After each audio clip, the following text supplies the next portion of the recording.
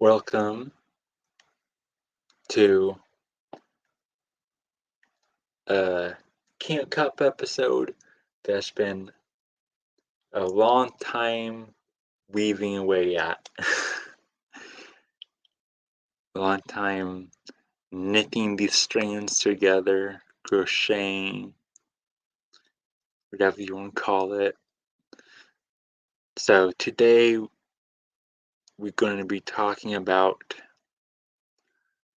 what is the spider symbol that we can see in so many different places, from ancient times to present day with things like Spider-Man. The conversation is going to start with more of a spiderverse kind of topic, and then we're going to expand the web out into all these other directions. And of course, like many times in the past, we have the branch here. Welcome, branch. Good evening, or should I say, good weevening, Christopher.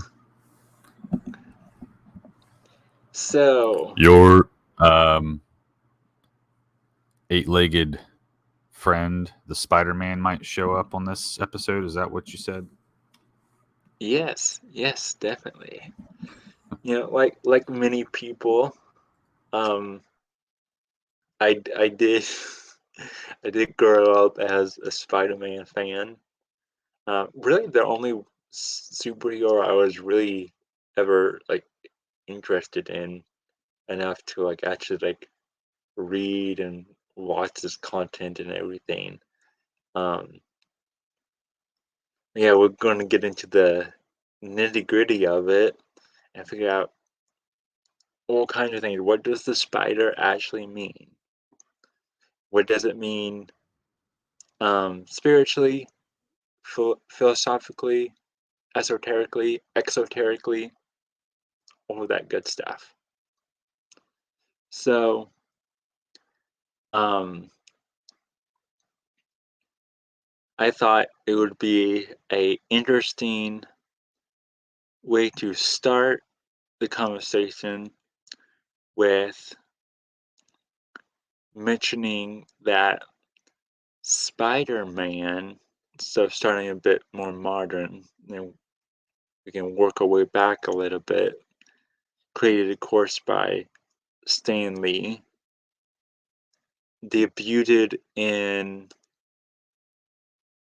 the very last issue of Amazing Fantasy, which was a Marvel comic that didn't focus on superheroes, that focused on more like monsters and creatures and supernatural things. And that run of comics was ending, and Stan Lee had this idea for Spider-Man for a while, because one day he was trying to think of a new hero, and thinking like all the heroes, all these archetypes have already, they've been doing them for so long. And he was sitting there at his desk, and in the room he saw a fly on the wall, and he thought to himself, what if someone was able to stick to walls like an insect? And with just that one thought spun this whole idea that, we see creatives, whether it's subconsciously or consciously, tap into something that is possibly greater than them. a greater power, if you will. And he ran through all the different type of insects to figure out which one popped, and none of the words really popped well for him until he got to spider. And he thought, Spider-Man, it's mysterious, it's dramatic, it has a resonance to it. So he pitched the idea, and he got rejected because people are scared of spiders. You can't have a hero that has, the symbol, the identity of someone that people are scared of. And then he also wanted to make him younger and wanted him to have more realistic problems. And, that was not in vogue quite yet. Usually a sidekick was the young one. And so it wasn't in vogue. So he would go on to just do other things and push the Spider-Man idea to the back of his mind, but he just needed to do it. And so eventually there's the Amazing Fantasy creature, monster, supernatural series that they had. And he thought, well, no one cares about the last issue of things. So just to get the idea out of his mind, since it kept on returning for him, he just threw Spider-Man on the cover, threw the Spider-Man story, because it was an anthology series, into the last book, and released it and forgot about it. And then it did well. It was one of their most bought books, comic books at the time. And so, people at Marvel, the publishers called him back up and was like, "Hey, why don't you make it into a whole series?"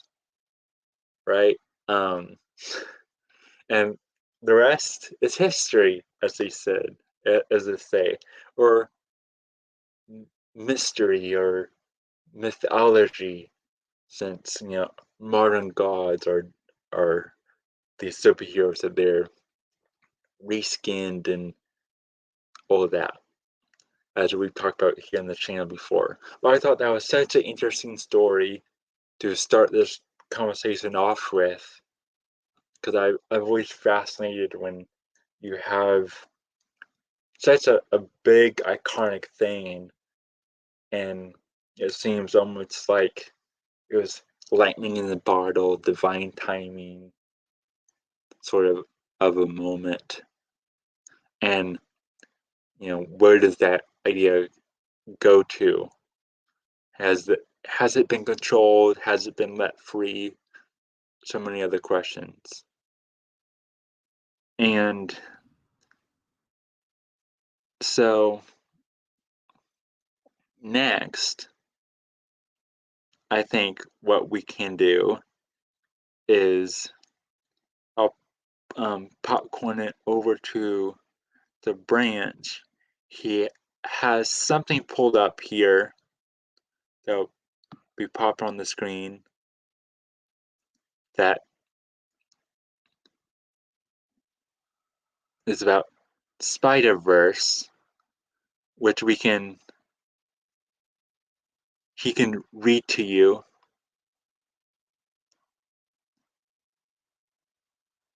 if he likes, if he feels up to it.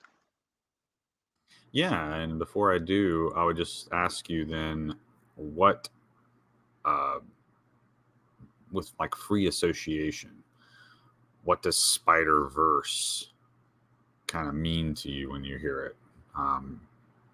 And or do you think that any of the how far do you think they thought this through, like when they made that pilot? And then I'll start reading when you're finished with it. Yeah, that's an interesting question. I think as a seed, as that first issue, it was and everything. It was just a baby of idea, Because I mean, the first Spider Verse arc didn't come till I mean, what years does that say? Does it even say year when that arc started? That wasn't until I mean months later. Um, at least to what the 2000s, Spider Verse is 2014. yeah, 2014. Yeah, that's I mean the That's first actually time we. kind of that's pretty recent actually. Yeah. Yeah, that's pretty recent.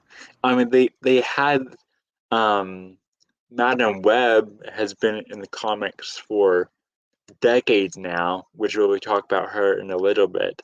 She was even in what one of the things that really drew me to Spider-Man was that the 90s cartoon, Spider-Man the animated series.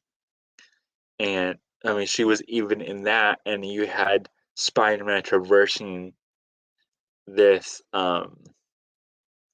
you know, web of time and space, but it wasn't the Spider Verse we know it here quite yet. So it's one of those things where I generally think on some level that Stan Lee was just tapping into something that he wasn't fully aware of at the time, something that we'll be answering here in this conversation, something that could possibly be more ancient of a symbol of what the spider is. So yeah, that'd be my answer to that question. Well, that's actually a great answer because some of the things that was popping in and out of my mind while we were kind of discussing how we were going to cover these topics, I was thinking always in the back of my mind, what is in the zeitgeist? One of the things we kind of talked about when putting this together was how, you know, celebrities or this or that might, embody some type of spiderness. And even when we were kind of putting this stuff together, which has been for weeks now, right? Yeah. We've been Well, just weeks taking for note of us. all the This topic has been like a year plus of research for me. But yeah, weeks so for us. but even while we were compiling it, we were seeing these things happen in real life, and so for me it was kind of a realization of, yeah, whether they're conscious of it or not, these people are tapping into something. And so I think it's kind of similar to like when the radio was being invented. um, Marconi was doing it in Italy. Simultaneously, somebody was doing it here in the United States. And that was even before the internet and stuff. So I think sometimes the zeitgeist is like carrying, imagine like ideas traveling on the wind and only certain people can hear them or see them, or they're puzzle pieces and are that compatible with their head. And for Stan Lee, he was able to, he the spider puzzle piece fit, right? So Yeah. maybe that is what's happening when we see this stuff kind of pop up, is that the idea finds its compatible processor, and then it gets manifested into our reality somehow. Yeah, So it I kind of see that it that way, reminds maybe. yeah, that reminds me of this idea of like the idea is going to get done if you do it or not. It's going to find a way. I mean, I've heard that Right. multiple times in my life. And in a And I way, feel, is one being is one serving God or God's uh will or not? So like you said, it's going to, like we had in our God as a playwright conversation, it's going to get done. The question is, who's going to fill that role? Which yeah, actor, which playwright, in Stan Lee's case, perhaps. exactly. So, did you want to read some of this for us? Yeah, I'll actually just kind of, I guess, maybe just from the top here. Spider-Verse is a comic book series issued by Marvel Comics since 2014. Its first major event storyline started on November 5th in The Amazing Spider-Man 2014. Issue number 9, along with individual issues named Spider-Verse Team Up. This event took 20 publications to be completed and featured nearly every variant of Spider-People and Spider-Man that has appeared in the comics and other media in over 50 years since Spider-Man's creation, all under attack by Morlun and his family, the Inheritors. This first major storyline, however, was preceded by a full-flagged Spider-Verse series titled Edge of Spider-Verse, which served to introduce some new characters that would lead the events, such as Spider-Gwen and Miguel O'Hara. So what I find striking about this is, the most recent Spider-Verse with, what is it, Miles Morales. I thought that was like probably the first Spanish type thing, but as you can see right here, this Miguel O'Hara Yeah, Miguel character O'Hara, seems to that's proceed. Spider-Man 2099. He's the antagonist, if you will, of if you've seen Across the Spider-Verse, the Blade Ah, Runner as Spider-Man. how weird that he Yeah. both precedes and post-seeds Spider-Man, because he's 2099, but yet happened before. What a mind. So that's the whole Spider-Verse thing, really. They're kind of Yeah. going back and If forth you here. want to find the synopsis of that, scroll down and see if you can find a synopsis of that first run, if it has it on the wiki, because I think if it does have it, I mean, I can just There's tell a you guys there's a about it. plot. Yeah, about the There is a plot here. inheritors. Yeah, because the inheritors, that is going to come up. I think the theme of that will come up later as we're talking about this symbol. I mean, I do see this Miguel stuff. I'm not real sure Um, what I'm looking for exactly. okay, I can just Edge of tell Edge you. Edge of Spider Verse right here. The that it should be probably the first one. If you see the inheritors, scroll It back might up be to the more efficient for you just to tell us. yeah. Um, I wasn't thoroughly prepared on this slide. okay, yeah. I just thought maybe since it was up that we can ask. I would ask you, but I'll remove it for now. So, um, essentially, what I wanted to bring up was so the first arc of Spider Verse, um, the the villains of it, the Inheritors, are interdimensional vampires that feed on totems or symbols. And Oh, I found it. or did you find it? Yeah, I found it. Yeah, Spider Verse team up. So talks about the vultures and yeah. Okay, so down here it talks about Karn comes to Earth 3123 to kill the spider totem. Um, is that kind of yeah, what you're talking about? yeah. That's what I'm talking Okay, about. so So that would be this stuff right here, and it talks yeah, about the inheritors right here at the end. yeah. If you wanted to read that, Okay, Spider Verse team up on Earth 94. Ben Riley is still operating as Spider Man. He is fighting vultures sent by Verna when Old Man Spider and Spider Ham arrive. The spiders are paralyzed by poisoned knives thrown by the vultures. Ben manages to break free due to having fought a similar type of control when he was bonded with the Carnage symbiote. The distraction is enough for Old Man Spider and Spider Ham, To break free, escape to Earth 13 with Ben. On Earth 21205.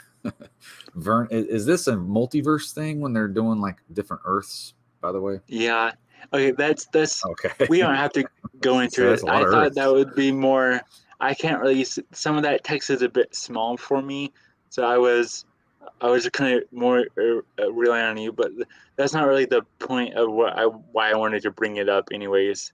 Um, Oh, okay, pardon me.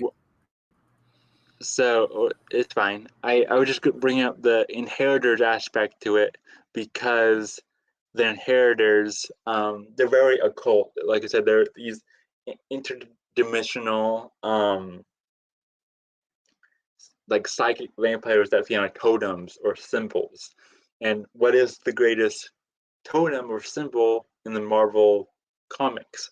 The Spider-Man symbol. And one of them gets the bright idea to do a cult ritual to try to feed on multiple Spider-Man across the old, Across the Spider Verse. multiverse. Yeah. Ah, Um, so they're doing.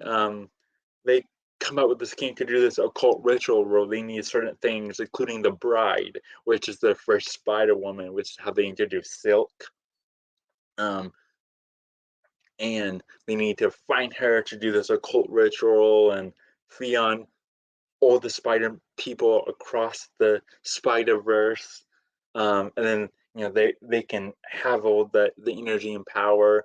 But I think that is so interesting that, I mean, one, like I said, they're not feeding on blood, they're feeding on symbols, like these, like us, like the almost like they're feeding on the tulpas of what these symbols represent, and then they're having to do this occult ritual with the bride, and it's just, that was just so interesting to me. And I felt like since we're talking about this Spider-Man symbol and what does it mean, and not just Spider-Man, but the spider symbol in general, that might be something to just throw out there, um, to kind of weave all this together as we're going like along. a treating it like a sigil, then, huh? Yeah, it's like a The sigil. symbol of Spider-Man. Yeah, That's exactly. Which, fascinating. So, like an egregore, the symbol became alive, and yeah, that's what these interdimensional vampires are feeding on, the egregore of the spider symbol. And to be talking about this later, but I have Weaving Fate here, um, and it talks about hyper sigils and stuff. So we'll be getting into some of that down the road. So I just wanted to kind of lay that foundation with with using the Spider Verse, that first Spider Verse run, um, and you also, um, Joshua, um, we actually watched the recent Spider Verse, Across the Spider Verse movie together. Um, yes, and it was a lot better than I anticipated because I have to admit, going in, it was an animated movie, so I was almost prejudiced, just thinking like, oh, here, it's an animated movie, and I was actually quite impressed with how good it was. You know? yeah, yeah. I Is actually there it? prefer it over a lot of these crappy live action movies that we're getting nowadays. Like some of these, even some of the Spider-Man movies, I don't think are very good, but this was good. I Yeah, was very pleased with it, and it talked about kind of like CERN and things like that too, which I thought was a nice little twist because there's like a particle accelerator in that one, right? yeah. And There's that's kind of the how this particles, whole multiverse thing gets brewed up. and then there's So, would you? 42. You pointed out all the 42 stuff, of course. Yeah. Well, you're not supposed to start studying Kabbalah, until you hit about the age 42, and so that, I guess, is a hat tip to things like, well, maybe your brain is not fully developed enough. And if you look at spiritual fruitfulness or something like that, it's like, well, if you imagine your brain is the top part of the canopy of your tree, well, bearing too heavy a fruit before a tree's ready can cause it to break, right? So maybe it's that you shouldn't study some of this stuff until you're 42 to prevent damage to your spirit or damage to your mental faculties. And I think that there's some truth to this because oftentimes, if you can find examples of people studying the occult or esoteric type topics and kind of going crazy. Um, so I think there's some wisdom in that you got to really be careful Yeah. how deep you And get a lot into of it times sometimes. it seems like their stories are, oh, I was like 17 and I got into the occult. Right? Yeah, right. And it talks about Yeah. in the Bible about how you got to wear the armor of God, And so I think you got to know yourself pretty well before you get into some of this stuff because otherwise it can heavily influence you Yeah, in not so good exactly. ways. Yeah. And I think that's what makes the Spider Verse kind of interesting is they're like all mirror images of this. It's like all Spider Man, but all the different potential paths and I didn't even know about this inheritor chaos magic stuff. Where they're like siphoning off his energy and stuff. So I think that's kind of interesting. But it also makes me Yeah, think of the internet and how it's called the web and how exactly. we are kind of part of it and who are the inheritors in that case. Like are there people siphoning energy off us in a way? Well, yeah, kind of they are because look at how the marketing works and ads and when something's free, you're the product, right? So um, I kind of see the whole Exactly. brand and sigil thing operating there too in the internet realm. Yeah. Yeah. And yeah, that's I mean, I I agree with you. I actually really do like the Spider-Verse animated movies. Um, Even though they do kind of go their own way with it and they don't do the inheritor plot, which honestly, if they did the inheritor part in the movies, that would be I mean that would just be so cool to see, like told on the silver screen, right? I think that would have been so that would have made the movie even cooler. I like it for what they are though. It's still awesome to have like something. I know I went to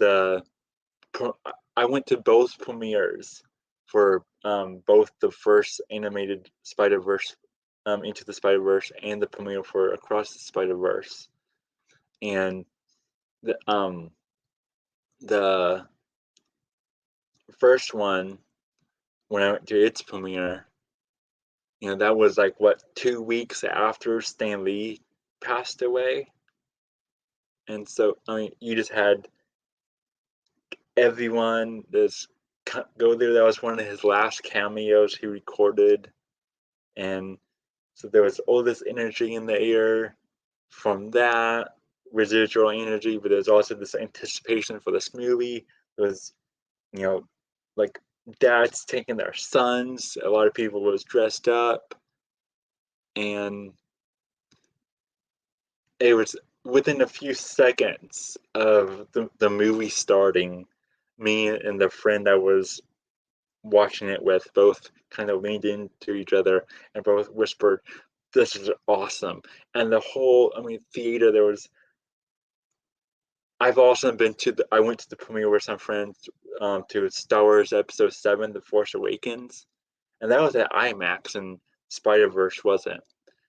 And I know I don't have the connection to the Star Wars franchises as I do Spider Man, but definitely the energy to for the premiere of Spider Verse was so different, and like I even I even jumped out of my seat a little bit, like and shifted in excitement, like I couldn't sit still because it was amping me up so much. Like I would when Miles does that first leap of faith, which I love that in Spider Man is literally like the hero's journey. You know, the hero takes that leap in the on the tarot card, the full card, and it's in Spider-Man, it's literally a leap of faith when he takes a faith of him swinging for the first time, and Miles does it, and it was such an epic moment, and it was just, to me, that's like, it really tapped into what the Spider-Man symbol is, and what the spider symbol um potentially could mean as well. Like there was even like kids afterwards, like you could tell they was amped up, like walking at the theater, just loving what you just saw and having energy, not like tired, or you kind of like, oh, that's kind of forgetful or whatever. Like the energy afterwards was just it was so amazing. um but yeah, I let's move on to, you brought up our gods of playwright stuff and everything, Joshua. We also have here a proverb that includes a spider, and I can From Proverbs 30:28. yeah, if you wanted to read that, and we Domain can of the talk do. about it. So this is going to be a proverb selection from Proverbs, King James Version. The spider taketh hold with her hands, and is in kings' palaces. Proverbs 30:28. So it goes on to kind of explain and expand on some of these things. But first, I just wanted to kind of point out it says her hands.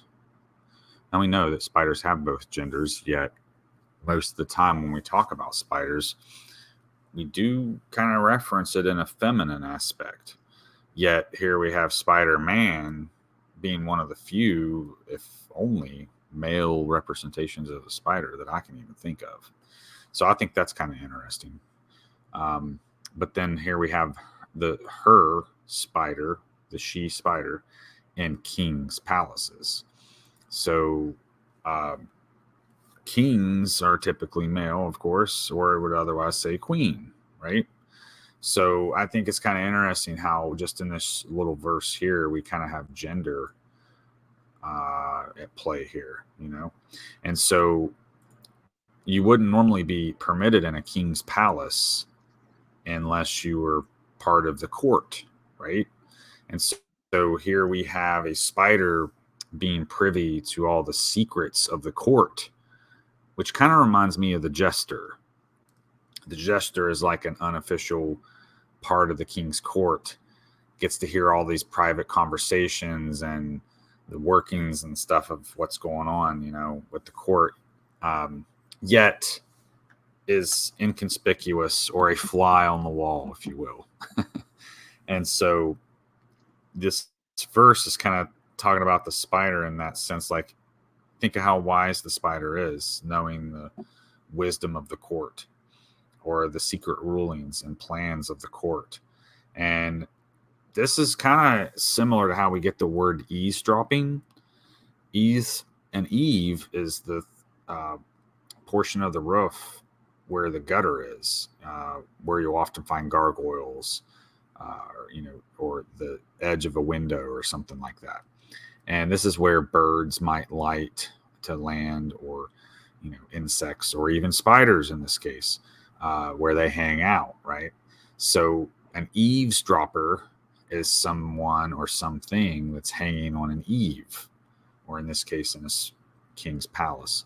And so another place we'll kind of hear a reference to eavesdropping is in the Testament of Solomon, when he talks about falling stars or shooting stars.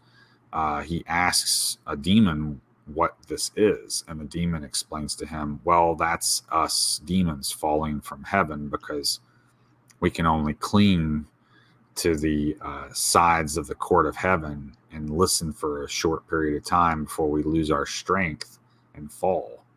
And so it kind of reminds me of that too, because whereas most things may lack the strength to remain, the spider is effortlessly able to cling to these high places, right? So I just think it's kind of interesting there, how the spiders Yeah, kind of. and before you go on to read, since you just said that, what I just thought of that I can add to read this kind of um, back in with our Spider-Man here that we was talking about at the beginning is what's one of the things that Spider-Man is known for? His quips, right? So that's very I gesturally, didn't like know that actually. yeah, he gestures. You know, he always makes those quippy comments when he's fighting his foes and Oh, stuff. okay. And then also he talking about kings and crowns and stuff, and um, that made me think of how the spider sense sign, like anytime Spider-Man has, is using his spider sense, like something he knows something is about to happen. It's always shown as three squiggly lines coming from his head, right? Oh, the spider And sense, yeah. yeah, so that's kind of like his crown. And one of the things that I find interesting in like the one cool thing out of the crap show that was the live action Spider-Mans, I guess you could say, was um in the last one they did for the MCU Marvel Cinematic Universe. Um Spider-Man is trying to talk um to Doctor Strange, and Doctor Strange, um, to prevent Spider-Man from doing what he knew Spider-Man was going to do, he knocks his astral body out of his body, like what happens to Stephen Oh, yeah. Strange in the first Doctor Strange movie. And when you see, um, Spider-Man Peter Parker's astral body leave his body, you see the three squiggly lines of energy that above his astral form. So that is his spider sense. You can see the energetic spider sense. His Um, sixth sense, if you his will. sixth sense, exactly. What that would be? That would be your crown. I mean, I guess you could say that would be your halo Mm-hmm. chakra, but that would also, you could also consider it your crown. Um, so I just wanted to throw that in there because I thought that was interesting and kind of bridges this together a bit more. But yeah, if you want to start reading that proverb. That's interesting about the spiritual kind of astral connection there. I wouldn't have ever known that otherwise. It goes on to say here, well, let me read there's an additional translation here. The heavens declare the glory of God, and the firmament showeth his handiwork. So it's saying here that aside from translating this Hebrew word here as spider, this translation is notable for translating yada yim as handiwork. This word, usually translated as hands, could be understood as referring to the things made by the hands. So, again, where it's talking about how God revealed, the glory of God revealed in the firmament, showeth his handiwork. So it's kind of using that same parallel to compare the spider creating a web and that its handiwork is being shown. So if we go down here, I feel like this does a good job of kind of explaining it here. So this is from the Gill's exposition of the entire Bible, I guess is a commentary. It says, the spider taketh hold with her hands on the thread she spins, or on the flies and bees she catches in her web. This is a small creature, yet very wise. What a curious thread does she spin? What a fine web does she weave? And what exactness and proportion is it framed as she understood the rules of mathematics and architecture. And of course, what is Peter Parker known for? Not only being a journalist, but in some cases, he's a scientist, right? So Yes. I think it's interesting how the spider kind of has this oblique parallel to intellect, wisdom and intellect. Um, oh, and then it goes on to say this is actually a really good chapter in Proverbs. Um, but the context here is kind of important too. So the context of Proverbs 30:28 is about the resilience of creatures with seemingly disadvantages, with seeming disadvantages. The ants overcome their weakness by planning well for the future, which there is an ant man. The conies overcome their feebleness by living in well protected areas, which I think is a bird. And the locusts overcome their lack of an order giving leader by every individual carrying out its own responsibility. In this context, the spider, though small, overcomes its seeming insignificance by using its hands to make its home in king's palaces, where it hears all the rulings of the court. So the spider is Yeah. arguably the most well informed. And so whenever we hear in that Bohemian Grove motto, weaving spiders come not here, personally, I can't help but think of this verse from Proverbs. Yeah. Why why do the you know dark occult, um, Illuminati, Masons, whatever word you like to call them as, whatever word that they want to be referred to as, um, why why would they be, scared of a weaving spider, right? It's just a So spider. it's just a spider. It's just a little Why spider. why would they why would they want to make a plaque, a, a saying, a sigil to put underneath the owl, A meme. a meme? Why would they want to do meme magic exactly? To And ward there's out, another totem. yeah, And it's an another owl totem. totem, though. Yeah, an owl totem. Why would they want to ward those off? There would have to be a reason, and that is kind of what we're answering here. Is what is that? What are they really talking about? Why are they trying to make us afraid of spiders? Yeah, and yeah, and I think it's interesting that we're actually, talking about how, um, Stan Lee, when I was telling his origin story of creating Spider-Man, he saw a fly on the wall, and now we're talking about, spiders encase flies in the web, right? They, if you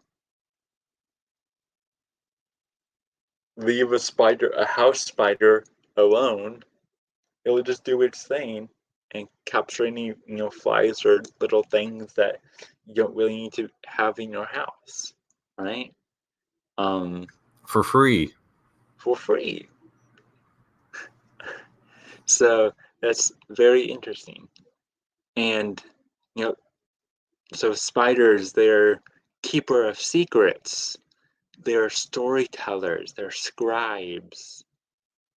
They're, in a way, you could say they're guardians of the threshold. Because a lot of times, they might even make a spider web in an open doorway or something, right?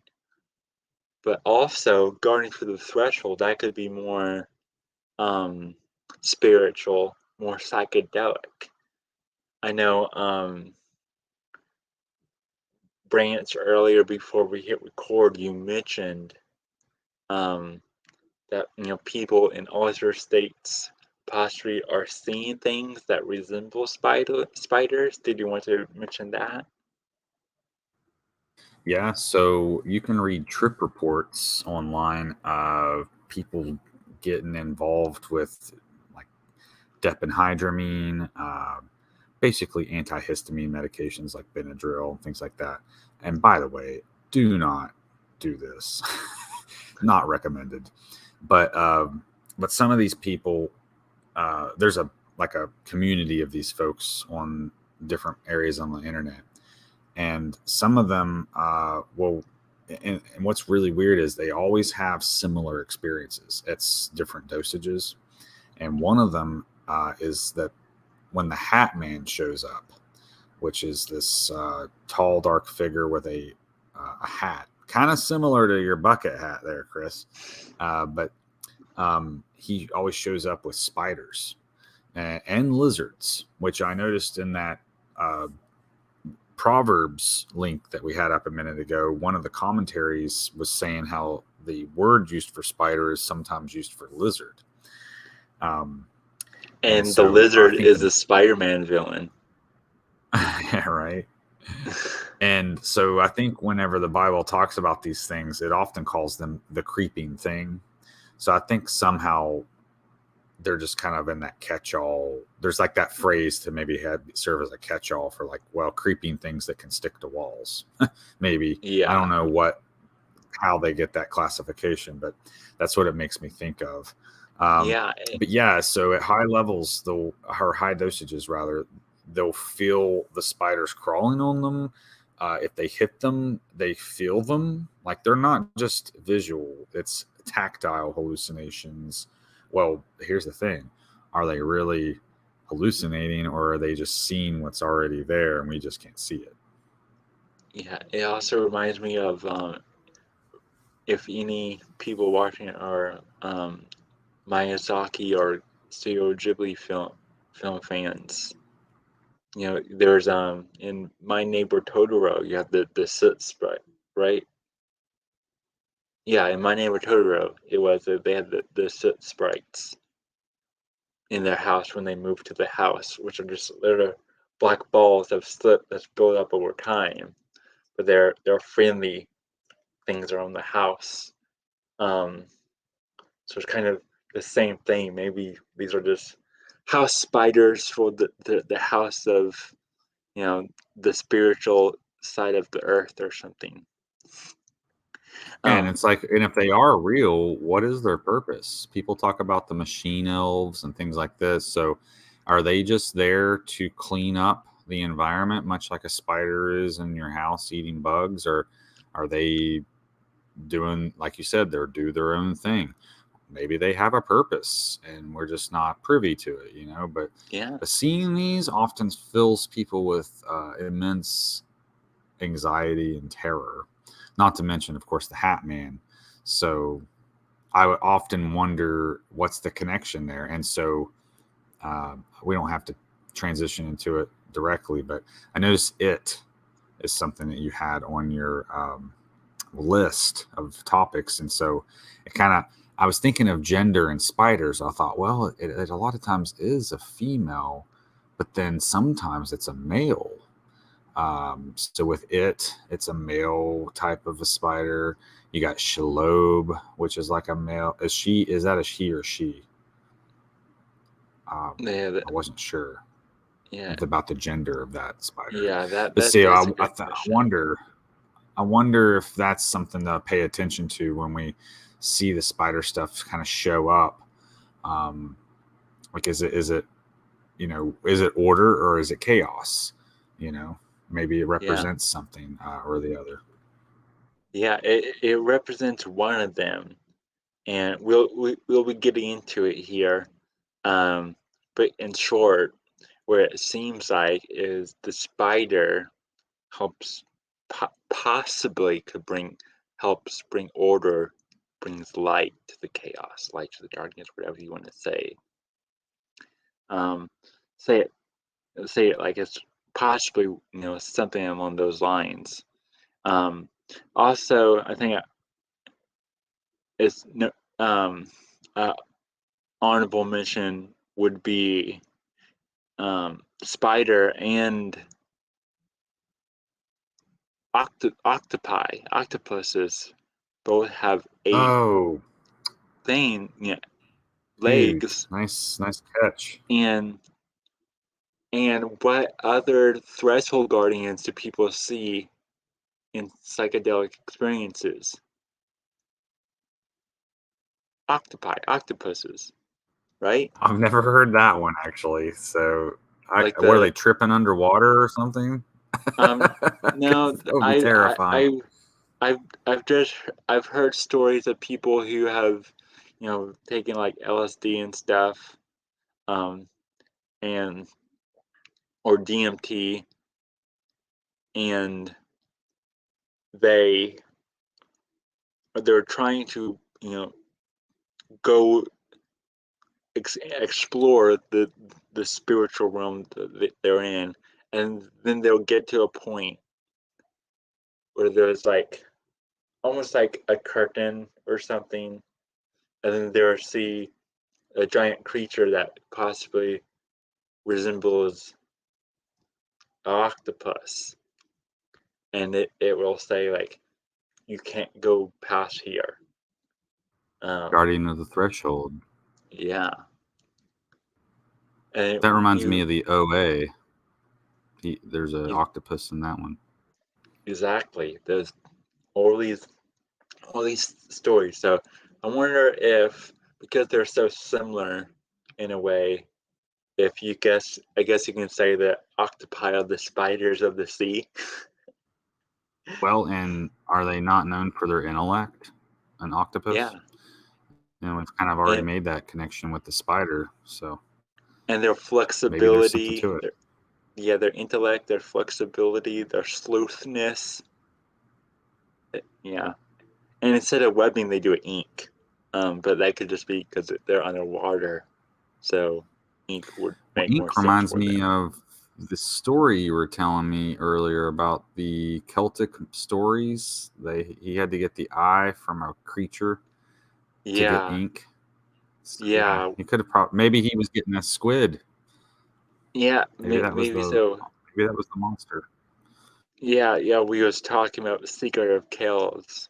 If anyone has seen the folklore trilogy, from Cartoon Saloon, um, beautiful animated movies, um, all around. Yeah. So to go on, from here, um, we're talking about spiders and chaos, and that will lead me to this book by Aidan Watcher, Weaving Fate. Hypersigils, changing the past and telling true lies.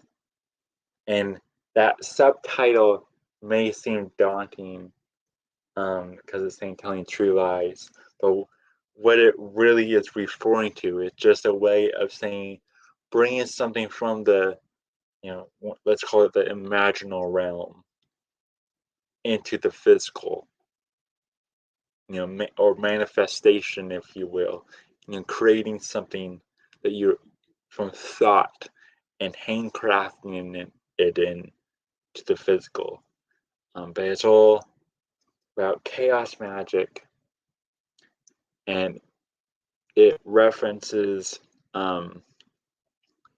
the three sisters, the Moirai, the Ochrone, the Fates, which we'll be getting into.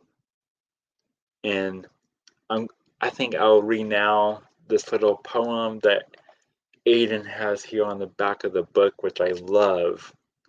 And it goes, my fate I weave with weaver's hands. Three sisters shape my destiny, my fingers deep within their web of all that was, that is, shall be. And I just, It's very elegant. it's so elegant. I love it. Um, it's a very fascinating book for people who, may not be so, um, equipped, or a novice to, magic or chaos magic and sigil work and everything. And it really gives it to you in a very more grounded, more readily for anybody's who's interested way. But I like the fact that he talks about the fates, the Moirai, and also to tie this back into Spider-Man, the Spider-Verse isn't called the Spider-Verse in the comics. It's called the Webs of Fate and Destiny.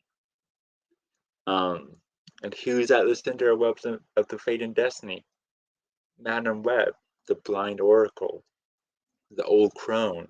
So we're getting into this Moirai, Fate, old crone type of motif, which what I loved about the animated 90s cartoon of Spider-Man was Stan Lee actually got his wife to voice Madam Web in it. And there's such a lovingly collaboration that he did that with her. And it's so if you're not familiar, the Norns, the Moirai, the Weavers, the Fates, they are depicted in mythology as three females who one represents the past, one represents the present, the other represents the future. They also represent fate, destiny, and will. And something that I talked about in my nostalgia episode with Slick Dissident is I speculated that how they recognize nostalgia, right, is it's these three powers, these three energies of these three weavers getting out of balance, having an imbalance, and not kind of warring amongst themselves, possibly within the zeitgeist or within us. And to remedy that would be as doing what the poem is saying, what this book is saying, whether you do chaos magic or not. Chaos magic could just be one tool to do that with, and that is to weave with weavers' hands, to control your own destiny. What was and not just control your own destiny, but know your destiny. What is in your story? What does God want you to do? You should internally ponder that and find that answer, and I think go with it, but go with it in your own way as well. So you're as the poem says, you're weaving with the sisters because you have weaver's hands, right? And that's what this Spider-Man do. He weaves, um, he defeats villains. He goes on with the help of Madam Web, who we can get into more in a moment. I thought that was just so. I think it's beautiful. I love that way of thinking. Um, to try to keep that in mind and try to keep it in balance. And always try to strive for that the best way you can.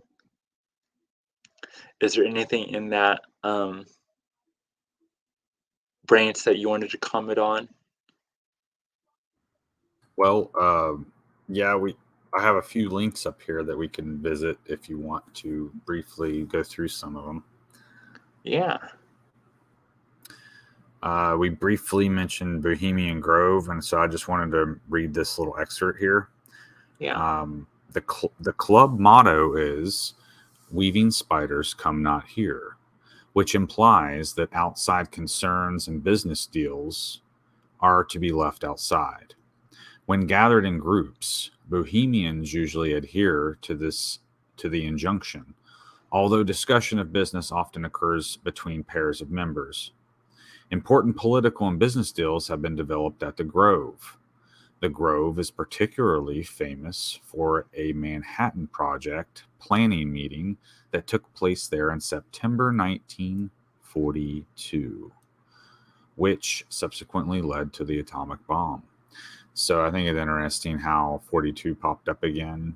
And oftentimes with Spider Man, there's the trope of some maniacal madman with a some plaything, and whether it be CERN or some Yeah. particle accelerator or whatever. And So that was one In thing. Spider-Verse, it's literally called Alchem X, which is a reference to alchemy, also X, Oh yeah. mystery, and yeah, even the spider that they stole from another universe that ends up biting Miles. They wrote 42 on it because it's come from universe 42. So yeah, that's very prominent. Yeah. Yeah, it's so weird that they keep using that motif. And that was also the answer to the question of the existence or something at the end of Yeah, Hitchhiker's Guide to the Galaxy. 42 is the answer to everything. yeah, um, Also, Jesus Christ was born after 42 generations, I think, as well. From Noah to Jesus, I think, was 42 generations after the flood. interesting. Um, so you mentioned the Moirai. So I had a little bit here on the Moirai. In ancient Greek religion and mythology, the Moirai, often known in English as the Fates, were the personifications of destiny. They were three sisters: Clotho, the spinner; Lachesis, the alater; and Atropos, the unturnable, a metaphor for death, or the cutter. Their Roman equivalent is the Parse. The role of the Moirai was to ensure that every being, mortal and divine, lived out their destiny as it was assigned to them by the laws of the universe. For mortals, this destiny spanned their entire lives and was represented as a thread spun from a spindle. Generally, they were considered to be above even the gods in their role of as enforcers of fate. Although in some representations, Zeus, the chief of the gods, is able to command them. The concept of a universal principle of natural order and balance, as you mentioned earlier, has been compared to similar concepts in other cultures, such as the Vedic Rita, I think that's a Riga, the Avestan Asha Arta, and the Egyptian Ma'at. So yeah, that's interesting topic there. And I think in Norse it's the Norns, Yeah, although it the didn't mention that Norns. one Yeah, specifically. So yeah, they're all associated with this thread of fate. And I can't remember who it was, but a friend of mine made an observation about how maybe that this is very similar to the silver cord that is connected to us into the astral realm. So being kind of like your yeah, thread of fate. So when that's yeah. cut, you die. So yeah. And you mentioned also Madam Web and Spider Grandmother, which uh, I don't think you mentioned Fabric of Reality yet. Hold on. Yeah, So not yet. Spider Grandmother didn't get Uh, mentioned as precisely. Madam Web yeah, is who you mentioned actually. yeah, Madam And Web. so here's this. You can talk about Yeah. her. I just have the page up for you. Okay, yeah. Um, so Madam Web, she is, like I said, she's the blind oracle, the blind mentor motif, archetype as well. Um, the old crone as well. But you could also, like I said, consider her a representation of like the Moirai, the Norns, the Weavers. She is interesting because she is not quite your typical spider person. She wasn't bit by a spider in like all the other people. She didn't get her powers that way. She's actually considered a X-Men, a mutant, right? She's got clairvoyance, and then so she kind of bridges not only the spider-verse of everything, but also all these other characters, like the mystical side of the Marvel universe with Doctor Strange, but also the mutants from X-Men, but also Spider-Man, right?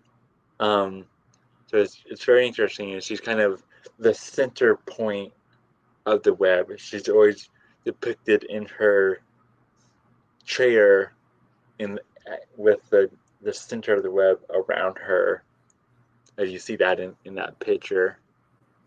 Did you want to maybe read a little bit from this branch? Sure. I would also like to point out something strange here.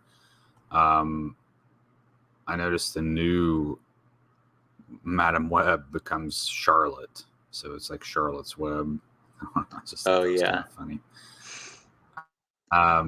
Okay, so here we go. I also maximized the screen and zoomed in a little bit for your benefit there. Oh yeah, this is a lot better. And also, I noticed how her name is Cassandra. And in Greek mythology, you have Cassandra is an oracle or a priestess. And she is cursed by Hera at one point to always know the future, but nobody would ever believe her. And so I would wonder if how many times Madam Web has told the future and somebody doesn't believe her. And it's like that's actually called Cassandra syndrome, is to know the future, but yet nobody believes you. So it's kind of what prophets go through often when they're like saying, "Oh, destruction's coming, guys. We need to clean this place up, or God's going to wipe us out." But nobody believes them, right? So that's kind of like that. Yeah, so Madam Web. Oh, go ahead. I was just going to say that's interesting. Yeah. Madam Web, aka Cassandra Webb, which that's an interesting name in itself because Andra means human. Andra, except Andra is the feminine form. So human web almost is what her name means. So Cassandra Webb is a fictional character appearing in the American comic books published by Marvel Comics. She first appeared in the Amazing Spider-Man 210 in 1980 and was created by writer Denny O'Neil. She is usually depicted as a supporting character in the Spider-Man comic book series, where she appears as an elderly woman with myasthenia gravis. Does that mean blindness? Oh, snap. Yes, it does. So it is a long-term neuromuscular junction disease that leads to varying degrees of skeletal muscle weakness. The most commonly affected muscles are those of the eyes, the face, and swallowing. It can result in double vision, drooping eyelids, and difficulties in talking and walking. Woo. So, yeah. So it's interesting that you even see this in Dune when Moadib gets his oracular powers. At some point he becomes blind.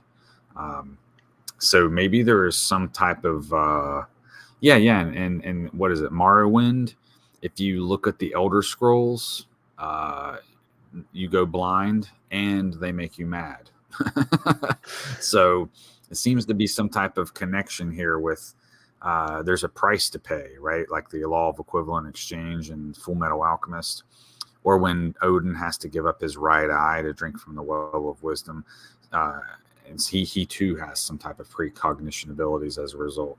So it seems to be a connection between if you want to see the future, you can't have you lose the ability to see the present, right? So Yeah, maybe you have to that's the close kind of two thing. eyes to open up the third one. Man, that's interesting. Okay, so Madam Web is a clairvoyant and precognitive mutant who first appears to help Spider-Man find a kidnapping victim.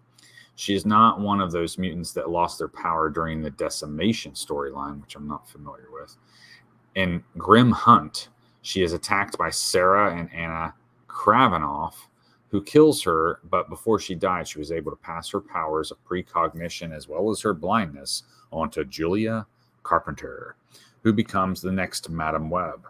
Web is consequently resurrected by Ben Reilly before succumbing to the carrion virus.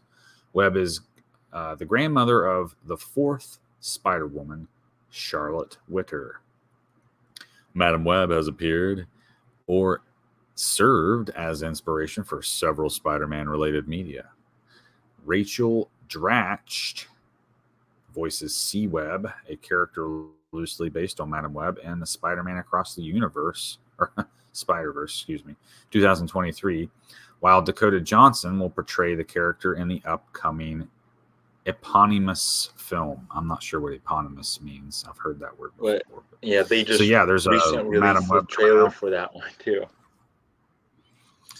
So, and since we're talking about the female spider and Spider-Verse, maybe it's worthwhile to mention that was this the same movie we watched or a different one where there's a female Spider Woman that meets Miles Morales or something? Oh, I yeah, dreaming that. Spider Gwen or Spider Woman. Okay, Spider-Gwen. Okay. Yeah. So that's the stuff we have here on Madam Web. I think this link does continue on, but we can go. Is there anything more that you would like to talk about here? Not with her right now. We could go. We can now go to the Hopi grandmother stuff. And there it is. Yep. And so, in Hopi legend, there is a spider clan whose totem pet is apparently a cicada. But also there is a spider woman, a spider shaman woman, or the grandmother spider. In this mythology as well. Do you want to read from this article, Ranch? Sure. It's kind of funny too because the icon I chose for the show is a self-portrait that a friend of mine painted for me. So it's my face and head there, but she put a cicada crown on my head. So I just think that that's kind of funny that I happened to choose that for this episode. And here we're talking about the spider totem, or the spider tribe rather, using a cicada as their totem. So you're like the spider in this case, and I'm the cicada. Just, I don't know, kind of funny and weird. And we're stacked up almost Hopi, like a totem. Exactly. So this is Hopi, right? Yeah. So I think the Hopi are also the culture that has the red and blue Kachina prophecies. But I digress. In Hopi mythology, Spider Grandmother, also called Gagyeng Sawuti, among other names, can take the shape of an old or timeless woman or the shape of a common spider in many Hopi stories. When she is in her spider shape, she lives underground in a hole that is like a kiva. When she is called upon, she will help people in many ways, such as giving advice or providing medicinal cures. Spider Grandmother is seen as a leader a wise individual who represents good things. Kind of reminds me of the traditional medicine woman. Um, it goes on to kind of tell about the actual myths and stories associated with her. So you got the four worlds and the emergence. Emergence is something that shows up a lot in the cicada puzzles, actually. So I might have to look into this a little bit more. Yeah. But yeah, so Yeah. this is Hopi. And then we had some other cultures as well, like the Anazi. Yeah. Yeah. And we can get to the other cultures in a second. Next in my notes, I have we can this idea of like weaving, crocheting, knitting, you know, all these terms for essentially the same thing. And then we also have this theme in a couple more modern stories as well that we're going to be talking about of a loom being very special to the narrative. For instance, in the movie Wanted, as many people will remember the movie with I believe it was Angelina Jolie, where they and Norman Freeman, where they curved the bullets. Right? If anyone's actually seen the movie, um, it gets very in line to something that you would see from like The Matrix or Fight Club, right? And there's this secret organization of assassins who follow this great loom that weaves in these threads that tells them what to do. And eventually in the story, you find out that it's been tampered with to kind of rewrite history, rewrite what this sugar organization is supposed to be doing. Um, so you have that idea of a great loom. You also have it referenced in more currently this idea of a very powerful loom in the Loki series. You you have in these different timelines trying to streamline them essentially for the MCU is what they call this loom, and Loki, they like explode it and Loki has to figure out a solution, and he ends up becoming the new god of stories and setting down and becoming the Yggdrasil tree. So we can talk about more of that in a second. I just wanted to kind of talk about this idea of like a loom being a symbol for you know timelines or something great and powerful, and you also have like a lot of times you see whether it's older ladies or whatnot, workers, they're weaving, they're doing they're these baskets or crocheting or whatnot, and it's work. And then if you hear them talk about it, they talk about how meditative it is as well. um, so yeah, I find that very fascinating. Was there anything that you wanted to talk about with that branch before we move on? Sure. In fact, I stumbled across a couple little nuggets on the Spider Grandmother tab if you want to bring that Oh one yeah, back up. please. Yeah, we can. Yeah, my apologies. I hadn't previewed everything prior to the show. This one was a little more on the fly than our last episode. Man, that was a good pun.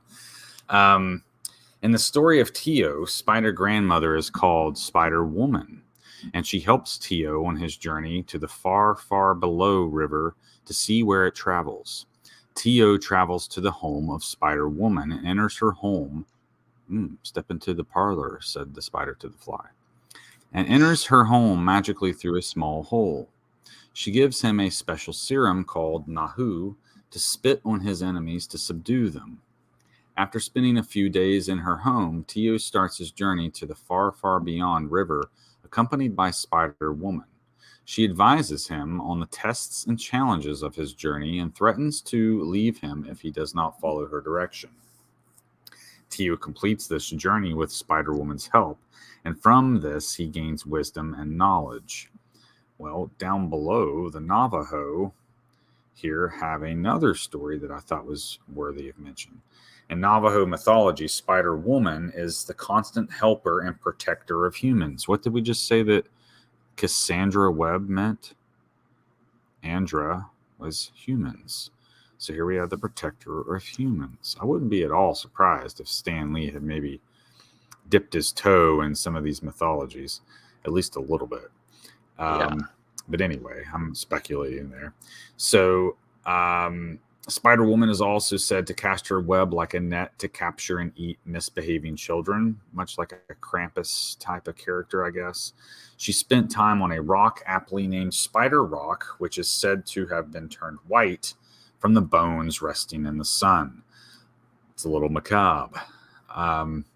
So also here, the Dina Bahane creation narrative of the Navajo, recorded in 1928, includes a mention of Spider Woman and Spider Man, who introduced the spindle and loom. You mentioned the loom of fate a moment ago, so I felt that was apt. And in another myth, Spider Woman aided the twins born of the sun and the changing woman in killing the monsters that were endangering the Earth's surface people. Again, that protecting humanity kind of element there, by giving them feather hoops that protected them from attacks. In another myth, two women come to Spider Woman, hoping for a solution to help the Navajo people bear the winter. She taught the women how to make yarn from sheep wool and dye it and weave it. From this, the women taught the other villagers how to do these things, and the village was able to make rugs to use and sell to help survive the winter. So here's an interesting point to make, is that this is the first time I can recognize a sheep connection with spider. Kind of interesting to me that it would pop up like that. But yeah, so I mean, there's obviously more here, but I didn't even get the chance to read these. Yeah, But it's I thought well. those were kind of interesting. Yeah, those are. Thank you for sharing. Yeah, later we'll be referencing some honorable mentions of spiders being used in other cultures as well. For the time being, though, as we're weaving our way through this, yeah, was there anything else you wanted to add to the weaving, crocheting, loom, Loki, God of Stories part of this? Well, I low Branch? key wanted to mention Arachne. That was another pun. Oh yeah, we can mention Arachne now, and then after you Arachne. mention that, Go ahead. we can take a. Then after you mention that, we can take a bit of a break and then come back and weave on from there. Very well. Arachne, which is where we get arachnid, right? Sorry, I thought you had something pulled up. So it is a Greek myth. I do not have one for Arachne, but it is a popular Greek myth associated with, I think it is Athena, who incidentally happens to be wisdom and also associated with owls. So, again, a Bohemian Grove vibe there with owls and spiders and such. So, Arachne is said to be one of the greatest weavers in her land. And I don't remember her being necessarily boastful of it, although maybe she was reluctantly boastful anyway. But at some point, her talent is recognized by Athena as a threat, or maybe not even a threat, but a challenge. And of course, the gods did not like to be challenged, right? So um, her fate was that she could not best Athena. And because she lost the contest, essentially, she was turned into a spider. And so, yeah, that's where spiders come from. Is so Arachne could be your OG Madam Web, if you will. Kind of Yeah, like the and first they Spider also Woman. I had them later on, but I'll mention them now as well. It reminds me of the African story of the Anansi. Oh, we do have that Abby or Anazi. Yeah, Yeah, here we go. yeah. So maybe we could even Um, just mention that now, Anas, because that and that, and an Anansi. and I. Sorry, I can't pronounce it. Apparently, but literally Yeah, translates to spider in Akan, which I'm not familiar with this Akan folklore, so it must be a dialect in Africa. Um, so the folktale characters associated with stories, wisdom, knowledge, trickery. Sounds a lot like Loki. Most commonly depicted as a spider in Akan folklore, taking the role of a trickster. He is also one of the most important characters of West African and African American West Indian folklore. Originating in Ghana, these spider tales were transmitted to the Caribbean by way of the transatlantic slave trade. Anansi is best known for his ability to outsmart and triumph over more powerful opponents through his use of cunning, creativity, and wit. Sounds a lot like Spider-Man. Despite taking on the trickster role, Anansi is often takes center stage in stories and is commonly portrayed as both a protagonist and antagonist. Unlike Spider-Man. Although yeah, Spider-Man's always got the cops chasing him too, like Batman, right? yeah. So maybe there's something to it after all. There's a little depiction here of, I don't know. I still don't trust it. It might look nice, but I wouldn't pet it. So, you want to read more, or is that enough? um, There's a lot of hard pronounced words in this one, so yeah. If you, don't yeah, want to you don't butcher have it too to much. read that one. I just thought it sounded similar to the um what you were talking about before, so I thought I'd add that in now instead of later. Um, yeah, maybe right now will be a good time. We're about an hour and a half in, about halfway through our notes. Be a good time to take a bit of a break for everyone to get up, get snacks, go to the restroom, and um, come back and listen to the rest of this weave, and let's figure out what's at the center of this web. Maybe we'll find Madam Web. Who knows? Um, so yeah, be back shortly after um, this break here.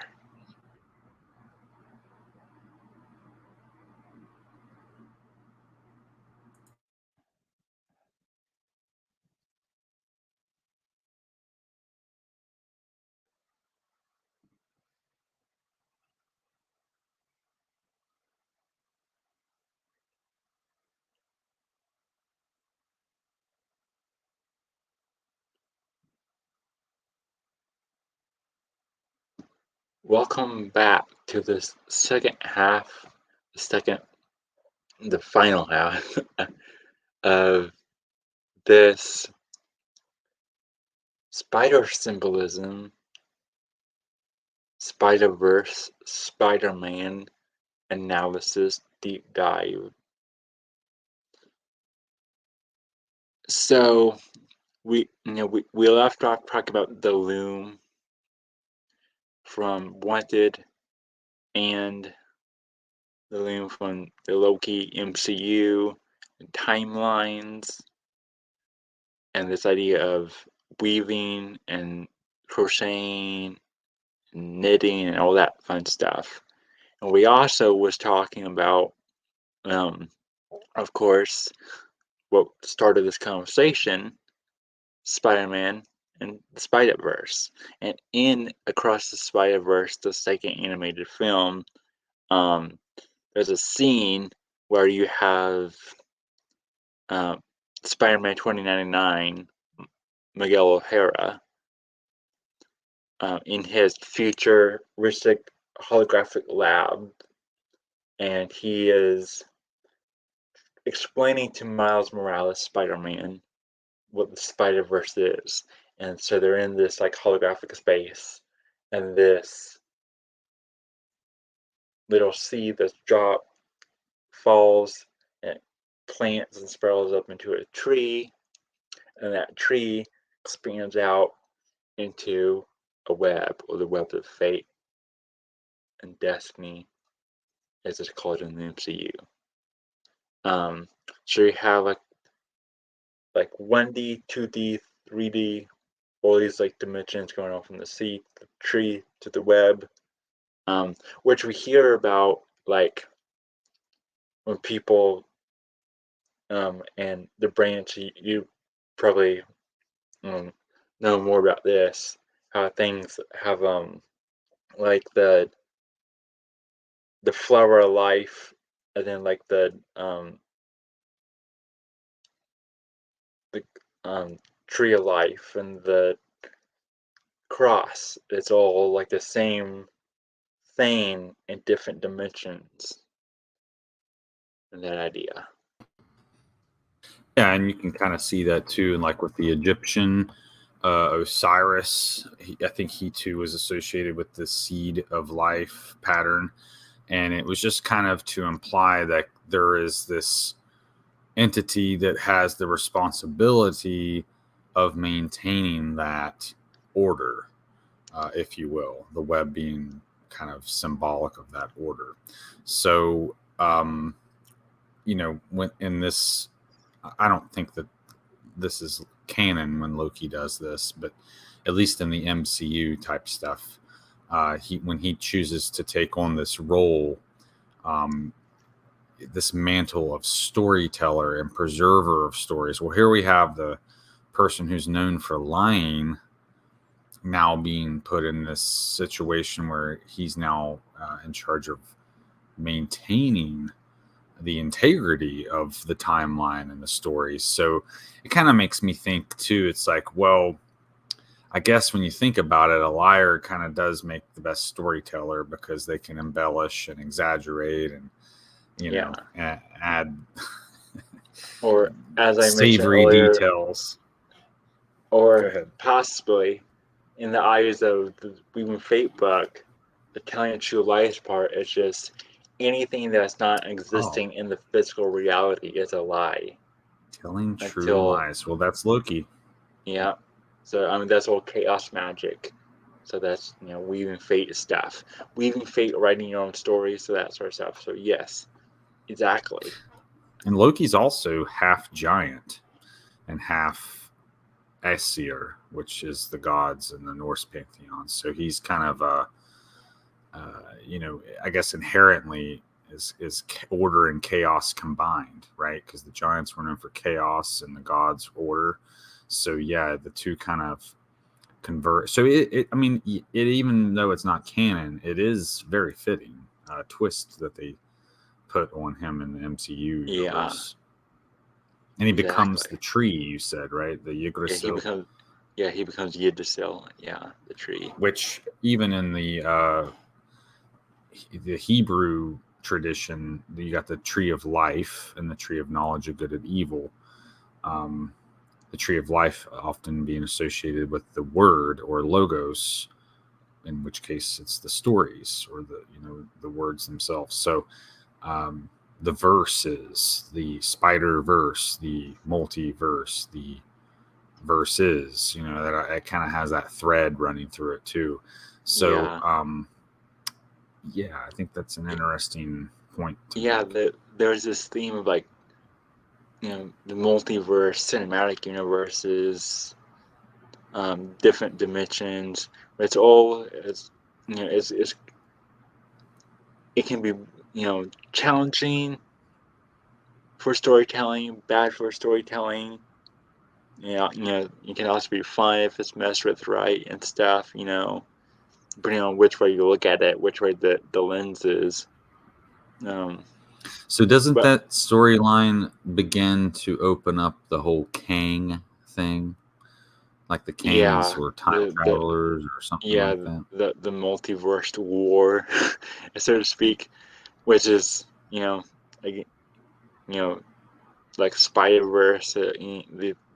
It's all these warring, conflicting narratives clashing in on each other, timelines and stuff. Hmm. Um, Chaos, I guess you could say in a way. Um, yeah, and all that um, is connected to um, in our, I guess you can say in our real world, the term the fabric of reality, which um, actually the first book on um, quantum theory, quantum physics theory, was titled "The Fabric of Reality." Um, do you have that pulled up, Branch? I think we have something for I that. do. Okay. Yes, by David, I don't know how you pronounce his last name, The Fabric of Reality. Deutsch. Good. Looks like David Deutsch. So the book expands on his views of quantum mechanics and its implications for understanding reality. This interpretation, which he calls the multiverse hypothesis, is one of four-strand theory of everything. Is one of a four-strand theory of everything. Kind of reminds me of string theory in a sense. The four strands. Hugh Everett's many worlds interpretation of quantum physics, quote, the first and most important of the four strands. Karl Popper's epistemology, especially its anti-inductivism and its requiring a realist, non-instrumental interpretation of scientific theories, and its emphasis on taking seriously those bold conjectures that resist being falsified. Alan Turing's theory of computation, especially as developed by Deutsch's Turing principle, where Turing's universal Turing machine is replaced by Deutsch's universal quantum computer. The theory of computation is now quantum theory of computation. I find that third one kind of interesting because that's what they ask the question and get the answer 42 from. It was Yeah, that big computer that they ask. And also the Turing test is how you tell if it's a machine or a human, which you mentioned Blade Runner earlier. So there was a test that they used in that, which reminds me of the Turing test as well. Number four, Richard Dawkins' refinement of Darwinian evolutionary theory and the modern evolutionary synthesis, especially the ideas of replicator and meme as they integrate with Popperian problem solving, the epistemological strand. yeah, Um, I don't yeah, particularly care for Dawkins because he seems to be against God, but he Yeah, is that's part my of the main issue. stereo. Yeah, that that's But my all of issue those men with might have been similar. yeah, that's my issue with all of this is that it kind of and that's actually part of the next part of my notes here as well is um really to me what all this is um turning myth to fact, turning mystery to science, the hero into a superhero, like the Jesus Christ superstar of it all. And then, Shout out to Jesus Christ. yeah. And really, what I mean by that is if you, we've proved it, here in this conversation and many other conversations I've had and that we've had, Branch, is um,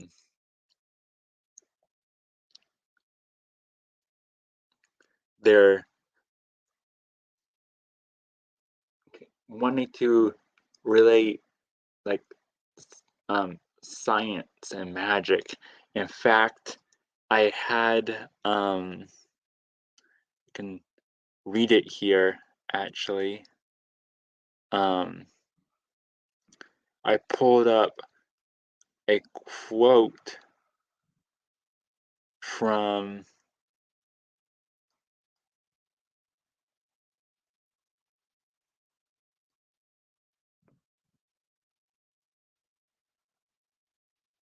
that book that really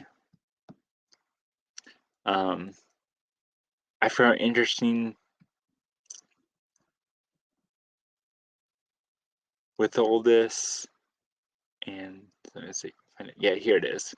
Um, so this is a quote from the Fabric of Reality. Arthur C. Clarke once remarked that any sufficiently advanced technology is indistinguishable from magic. This is true, but slightly misleading. It is stated from the point of view of a pre-scientific thinker, which is the wrong way around. The fact is that to any who understands what virtual reality is, even genuine magic would be indistinguishable from technology, for there is no room for magic in the comprehensible reality. I really don't like that part, that there is no room for magic. And I'll tell you why after I finish reading this. Um, anything, anything that seems incomprehensible is regarded by science merely as evidence that there is something we have not yet understood, be it a conjuring trick, advanced technology, or a new law of physics. So, I really don't like this way of thinking. And it's because, you know, a good storyteller knows to show, not tell, but also that the mystique to helps engage your reader, makes things interesting.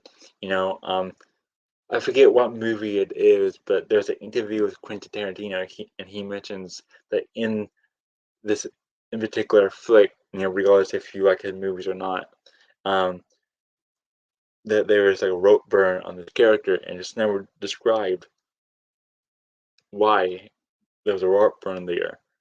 But everyone can have their own theory. Quentin can have his own. The readers can have their own.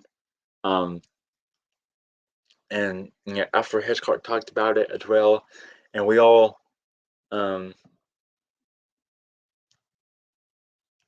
we all know that now everything has to have an origin story. They have to, explain, or everything that's iconic about a character or story, how they have to explain it away, right?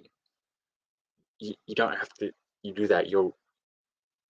And and also if you do practice magic, whether it's chaos magic or whatnot, or anything with the paranormal, there has to be that gray area for it to work, right? You have to believe, but also you got to believe. Um, you have to believe it, but also the circumstances has to be in that gray area, so there isn't no proving, because we can't fully know the answer to the big question. We can't know that it's 42 until we return back to source, back to heaven.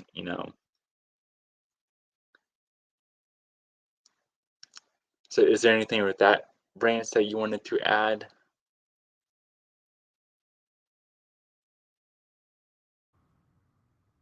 No, I think that you kind of sum that up nicely.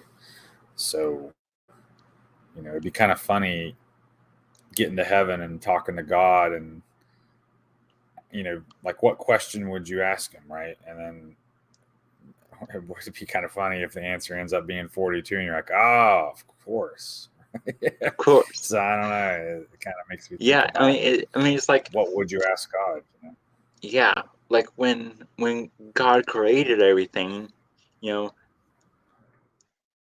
he was like, what if this, and what if that, and what if not everything was known to these people like it is to me, to make that more interesting, right? So, and that's where the magic, the mystique, that's where that lies. And science is really have big science has become the antithesis of this, and um in a way. And Spider-Man is using all these mythical tropes and everything, these archetypes, this magic.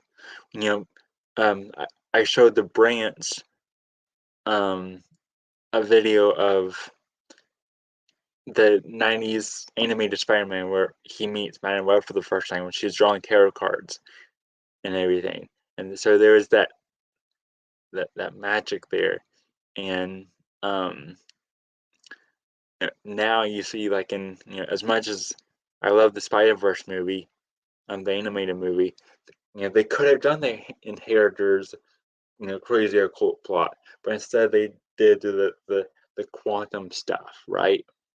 With Alchemax or CERN. Um, and something that I would like to add right now, really quick, is that something that I think Brett Marling, um, you know, famous from The Sound of My Voice, Another Earth Away, um, she mentioned in the interview that to remedy the troubles that we have today, we need good storytelling, and to kind of remedy the doomness of the digital age with AI, because all AI is built on is just old stuff, things on the past, and it's gonna keep on folding in on itself. To remedy that, we just need stories matter. So we need good storytellers. Um, so yeah, that's crazy to me. And then, like, even in the digital world, we have like web design, right? The World Wide Web, right? This ephemeral connection, and then from something that should be magical, should be real, spiritual. And then you also have the Theosophical Society book, that's supposed to be like a more modern um, explainer of their secret doctrine, and it's called The Play of Consciousness in the Web or something. So you have, regardless, who has the correct piece, they're all drawing from something, right? Um, Also, you have, talking about um, the dark occult, the Illuminati, the Masons. They play with these, as we are saying, they're playing on these tropes. You have a certain artist who is being very demonic, and it's using a lot of spider symbolism flat out right now, which is also very interesting. Um, yeah, other examples in myth and TV, the Arian, I don't even know how you pronounce that.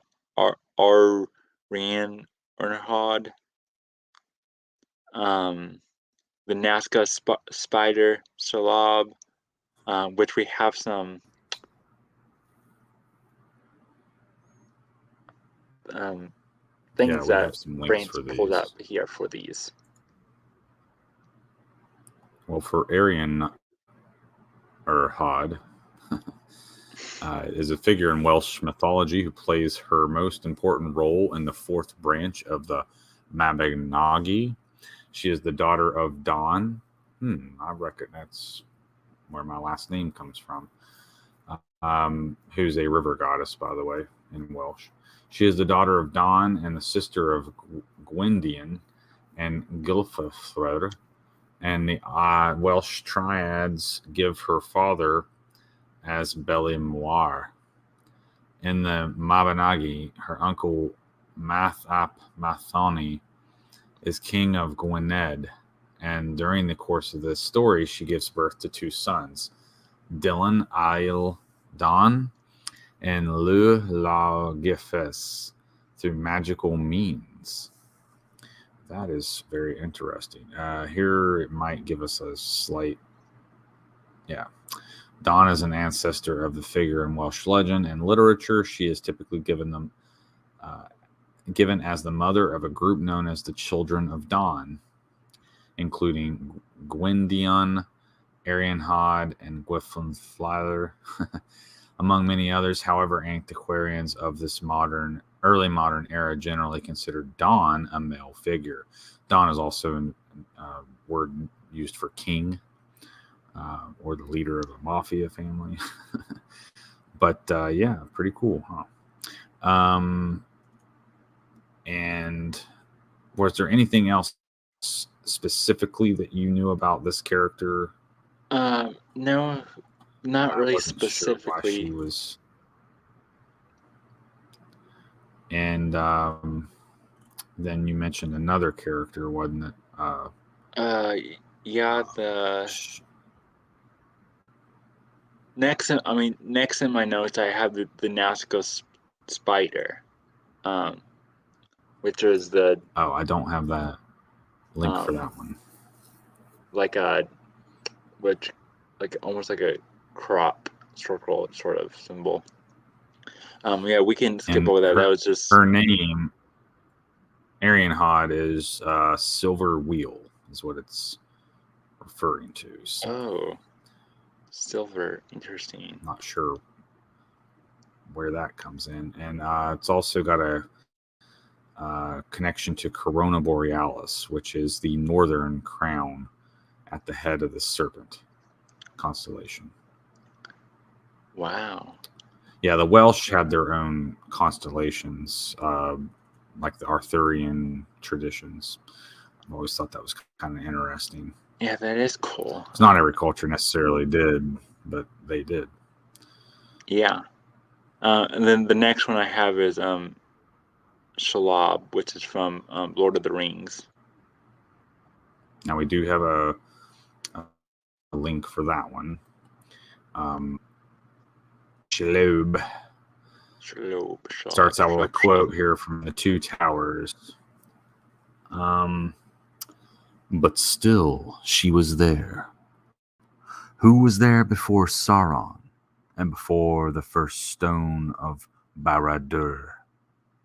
And she served none but herself, drinking the blood of elves and men, bloated and grown fat with endless brooding on her feasts, weaving webs of shadow, for all living things were her food, and her vomit darkness. Shelob was a great spider and the greatest offspring of Ungoliant, who we also have a link for, the primordial spider. In the Third Age, she lived on the borders of Mordor and was known to feed indiscriminately, preying on the inhabitants. She was encountered by Frodo Baggins and Sam um, in their quest to destroy the One Ring.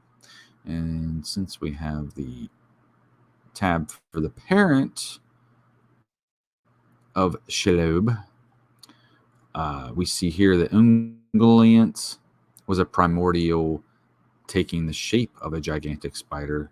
She was initially an ally of Melkor and Aman, and for a short time in Middle Earth as well. She was the distant mother of Shelob, the oldest and first giant spider of Arda. I did find this mention there at the bottom, the etymology. In the Sindarin name, Ungliant in Quenya is Ungueliante, meaning dark spider from Ungue, dark, and Leont, spider. The elder called her Virilomi, man, Gloomweaver. Other versions in the State of Mythology of 1916, when J.R.R. Tolkien had gone to serve in the First World War, the first precursor to Ungliant was Ungwe Tuita, the Spider of Night, who once was close to ensnaring Arendelle and dwelt in Ruamore. So I kind of felt that this looked very African, and we had just been reading about the Anasi African stories concerning the spider men and women. So I kind of felt that personally it reminded me of that. So I wondered if maybe J.R.R. Tolkien had taken some inspiration from that Yeah. culture, you know. Next in my, that's a good point, Branch. Next in my notes, I have the Arachnotex, which I don't think you had opened up. I did have a wiki link for them in our convo chat on Telegram. Oh, you do have a link for it? Yeah, What was it called again? Arachnotex is from the Final Space wiki. Yeah, I see it right here. Hold on. Yeah, okay. If it works, I clicked it, so we'll see what happens. See if it works. If not, I can just talk about it. I forgot that.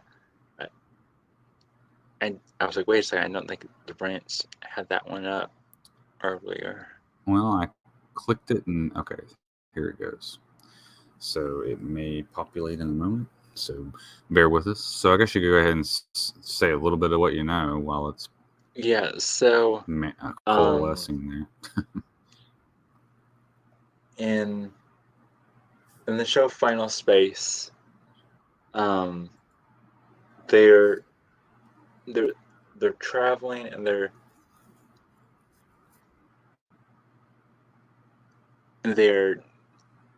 trying to get to final space or inner space, and as they're traversing from one space, from outer space to final space or inner space, whatever you want to call it,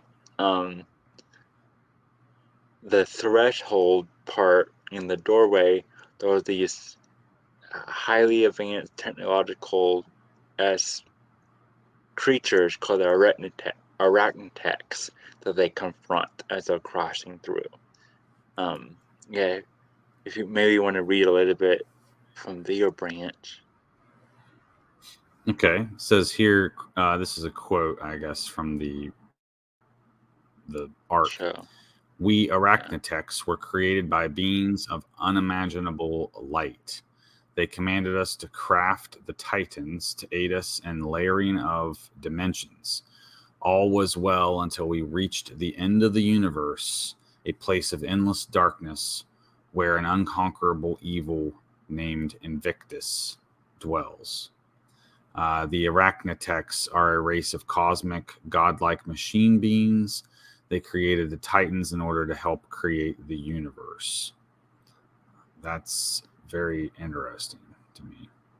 Yeah. In the Sadly, beginning, there was nothing but blackness. Go ahead. Oh, I was just gonna say, sadly, the the story was not complete. It got canceled with one more season left to tell its story, so it's incomplete. But Olin Rogers, the creator, does have and is working on. He has a GoFundMe, and he's like has been working on releasing a comic book, a graphic novel.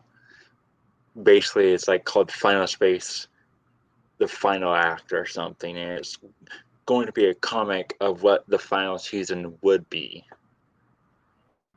So, gotta love when Hollywood decides to not let storytellers finish their story. Yeah, go on, read it Right. though. Invictus happens to mean unconquerable, by the way. So, what those spider creatures apparently encounter in the furthest reaches of the universe happens to be an unconquerable evil force, by name, anyhow. So, in the beginning, there was nothing but blackness until the arachnotechs were born from beings of unimaginable light. They created the Titans in order to build and layer dimensions, but when they reached the final parts of space, the Titans were corrupted by an ancient, mysterious evil. Things turned for the worst when the Titans turned on their creators, who believed the arachnotechs were enslaving them since they were using them to create the universe. Only one Titan, named Bolo, was able to resist Invictus's corruptive temptations. Bolo used his powers to seal and imprison the Titans in final space. Oreskes then imprisoned Bolo inside a cube in inner space. However, Invictus and his minions were far from finished and spent the next 10,000 years attempting to break through the seals that kept them in final space. In doing so, they caused additional breaches in space that kept being closed off. One of these breaches was near Earth. This one was closed by John Goodspeed with an antimatter bomb. But in the process, a particle of final space fused with a blast radius of the bomb and created Mooncake. Mooncake's creation resulted in the seal that separated Invictus from the universe to significantly weaken since part of the seal was now gone. I'm sorry, but I'm really getting lost with this storyline. Maybe they should have gotten to finish it because it seems pretty wild. It's a pretty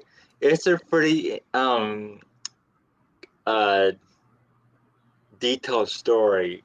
Olin Rogers worked on it for like years, I think maybe even like a decade prior. Like he really fleshed out the story, and it gets pretty wild in it. But yeah, I just wanted to. You can stop there. It was just one of my honorable mentions that they also have some creator spider beings in their mythology, in the lore. Yeah, I mean, it's pretty weird. The seals and Titans and stuff like that. It all sounds kind of interesting to me. Yeah, and Olin Rogers was just a guy on YouTube. He inspired me when back in the day, when he was making his YouTube videos, and he came up with this crazy story. Very interesting stuff. Yeah, so more spider stuff there. I would also consider Thing from Adam's Family a spider? Because I mean, he knows all the secrets of the Oh, yeah. household. I mean, he doesn't have 8, legs, but he acts as a spider in a way, and he sometimes you can see him maybe like handle mail and other things. So yeah, he kind of a bit of a spider. There was Next, of a really course, weird thing to mention here about that show. Final I just Space. happened to hover over. I just happened to hover over the 6th key here, which reminds me of the Book of Revelations. There's like 6 Yeah, or 7 seals. at part of the story, they have to hunt down all these keys. Yeah. Oh, well, here it says the 6th key is the 13th episode and the season finale in the 2nd season of Final Space series. It aired on September 23rd, 2019. Oh wow, September 23rd. Yeah. So there's another 23 thing for Yeah. our Yo, we're gonna be 23 doing weave. a whole 23 episode, everyone. It's gonna be massive. Sakes, And it's everywhere, we've been man. noticing a lot of 23s. Yeah. That was they ended it too. They only got what, Yeah. 2 or 3 seasons, I think, possibly. According They to might have this, got the that's the 3rd second. season. So that Yeah. would be the second Yeah. season finale. Yeah. He wanted one more to finish the story, and he was not granted it, sadly. But like I said, Just like the OA. he made a deal so he can do it in a graphic novel. Which I'm Sorry to excited interrupt for. you, though. I just wanted to mention that before we got too far along. Thank you for asking about it. Yeah, I actually really did enjoy Final Space, and I don't know too I'd many never heard of it people. before. I don't know too many people who have watched it or enjoyed it. I can talk about. So yeah, that was fun to reminisce. It was very entertaining. The next thing in my notes is, of course, the Mind Flayer. Vecna, the character, he really was fascinated with spiders, and so when he, got sent to the Upside Down and got control of this formless black goo that would be the Mind Flayer, and that can technically control everything else that was in the Upside Down. He turns it into a spider, so that's why the Mind Flayer, the big bad, is a spider and Stranger Things, which is very, very interesting. And we have a whole Stranger Things episode that we get more into that as well. And then the next thing here we have is something that the brains mentioned earlier. There's a spider in the book It. So It is loading. Oh, it has now loaded. It is a 1986 horror novel by American author Stephen King.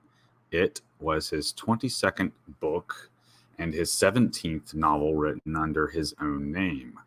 The story follows the experiences of 7 children as they are terrorized by an evil entity that exploits the fears of its victims to disguise itself while hunting its prey. It primarily appears in the form of Pennywise, the dancing clown, to attract its preferred prey of young children. It is that the book that Mom is reading in Donnie Darko? She's reading so. Pennywise. Yeah, she's reading Pennywise. That's the Yeah. book she has. Is there? Which might be part of a series or something. Yeah. Do you know where on that page it references the spider from it? Or you can just talk about it. I know you probably. He takes a form of a spider. In fact, I might be able to just search for spider. Actually, that might be the quickest way to do that. Let's just try. Yeah, there we go. Okay, so when they're confronting this creature, at some point he will just start. Bill, Ben, Beverly, Richie, and Eddie learn that Mike is near death and realize that they are being forced into another confrontation with it. They descend into the sewers and use their strength as a group to send energy to a hospitalized Mike, who fights off a nurse that is under the control of it. They reach its lair and find that it has taken the form of a giant spider. Bill and Richie enter its mind through the ritual of Chud. I don't remember that part of the movie, but that sounds pretty strange. But they get lost in it. Eddie injures it by spraying his asthma medication down its throat, but it bites off Eddie's arm, killing him. Yikes. It runs away to tend to its injuries, but Bill, Richie, and Ben chase after and find that it has laid eggs. Ben stays behind to destroy the eggs while Bill and Richie head toward their final confrontation with it. Bill fights his way inside its body, locates its heart, and destroys it. The group meets up to head out of its lair, and although they are trying to bring Audra and Eddie's bodies with them, they are forced to leave Eddie's behind. They realize that the scars on their hands from their blood pact have disappeared, indicating that their ordeal is finally over. So yeah, there's a little bit about it. Yeah. Fascinating. So yeah, there's that spider. There's the other mother from Coraline. And we have a link for that one as well.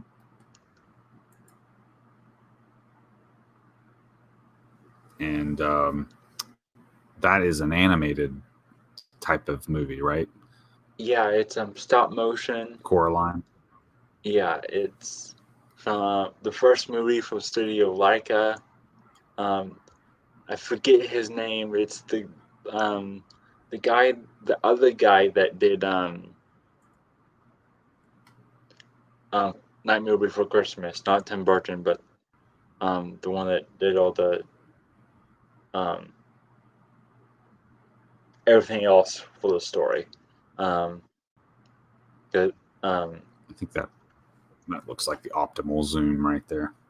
Yeah, and he would go on from working with Tim Burton on Nightmare Before Christmas to starting his own studio just to do stop motion called Studio Laika, and their first film was based off of the children's horror book Coraline. And I remember seeing Coraline in theaters, the movie, and it was such a wild, bizarre movie to watch.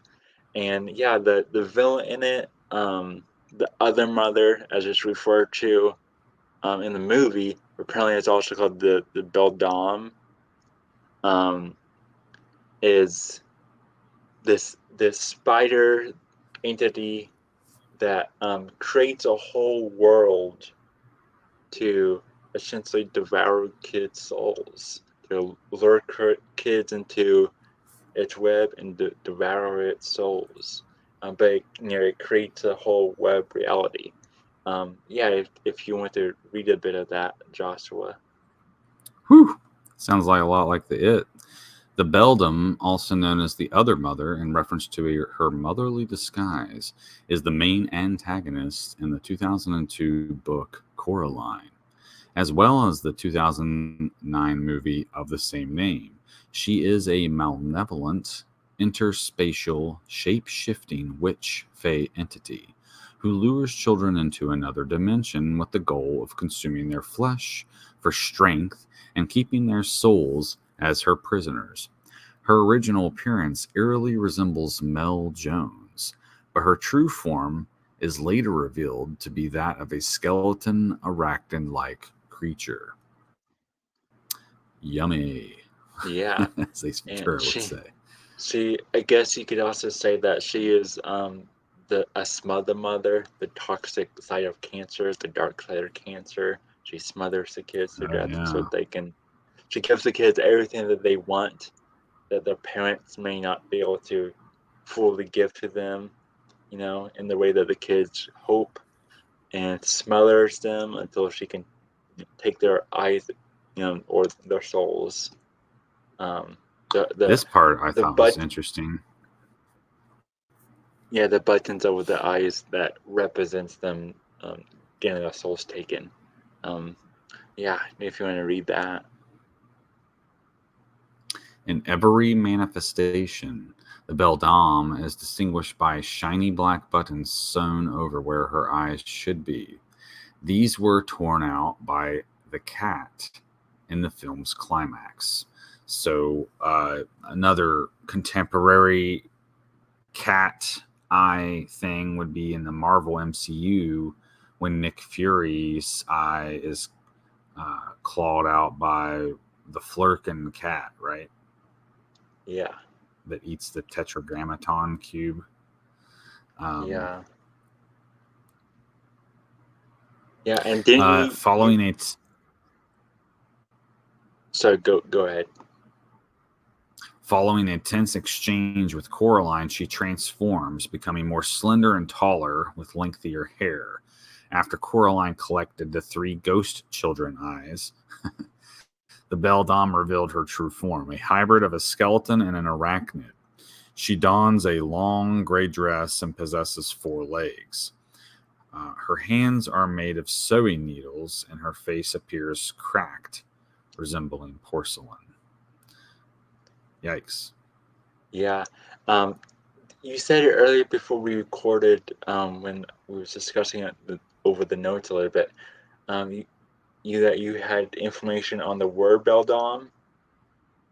Actually, I had misunderstood it as bedlam, which Oh, means like confusion or something like that. And then I realized I was wrong. It was beldam. So I'm just a little tired. I'm sorry. that's fine. That And was my fault. still,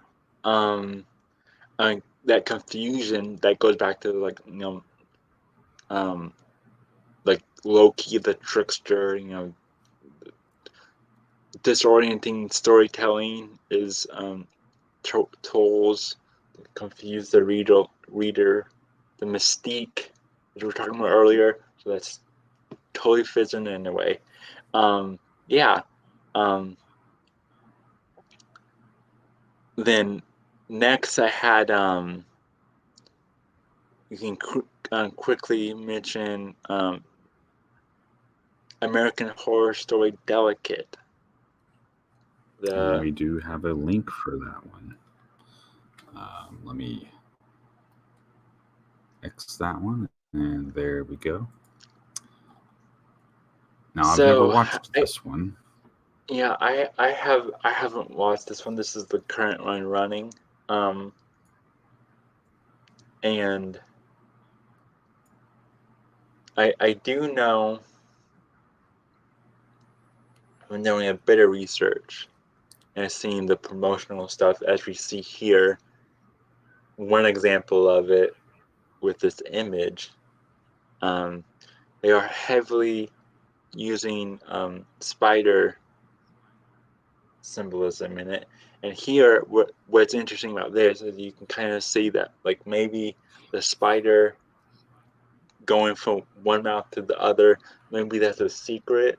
Like, keep the secret. Here you go, keep a secret. Ah, Um, but also, you see them with, like, the doctor's glasses, but it gives them multiple eyes like a spider.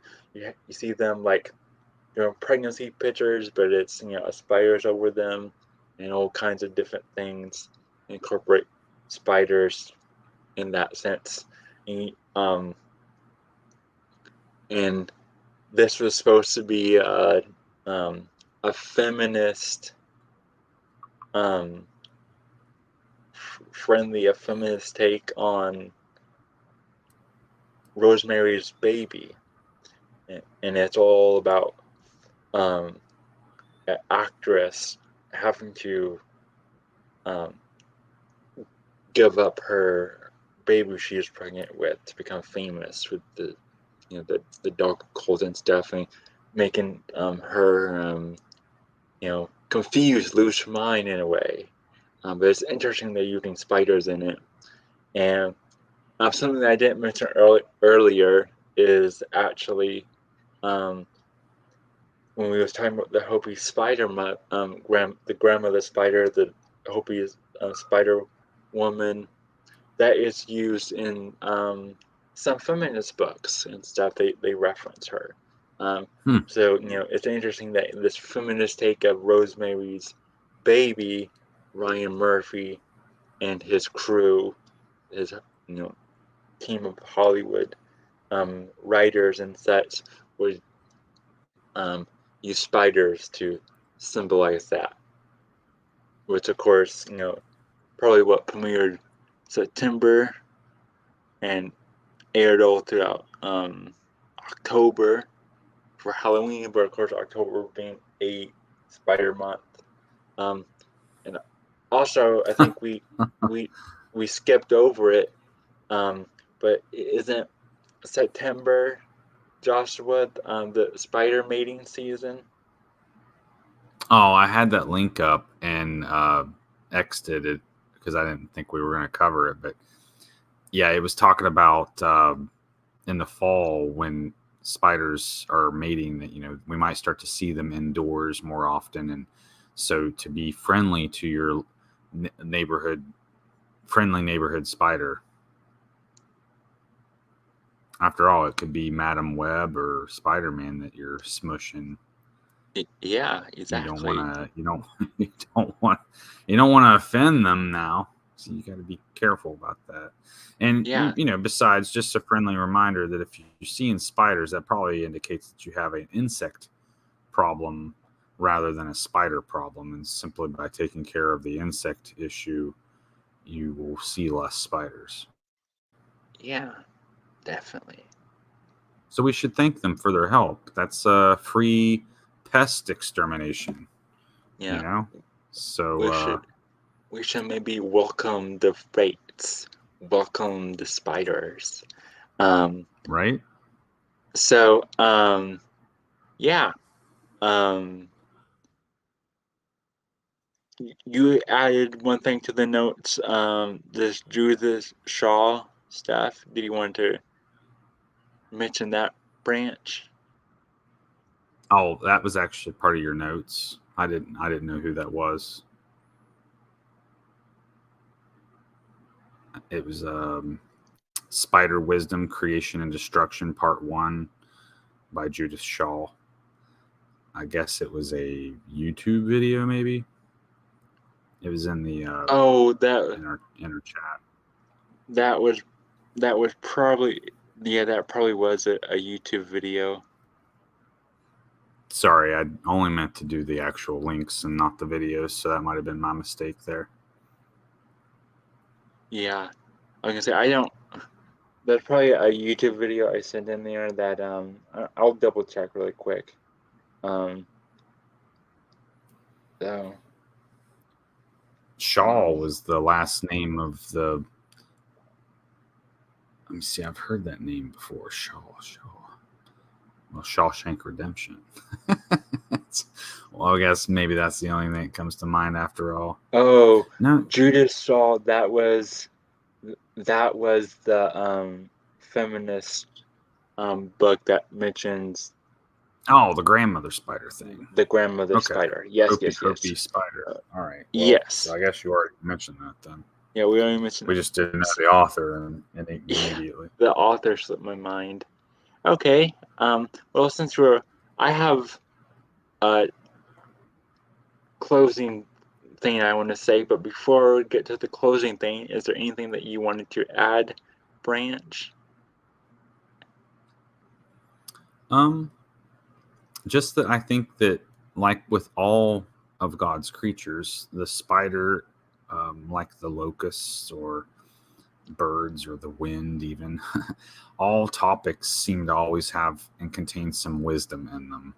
And I think that this is what made Solomon so wise, was that his gift of divine knowledge allowed for him to commune and better understand each of the kingdoms that he ruled over, not just the human kingdom, but the animal kingdoms and the plant kingdoms.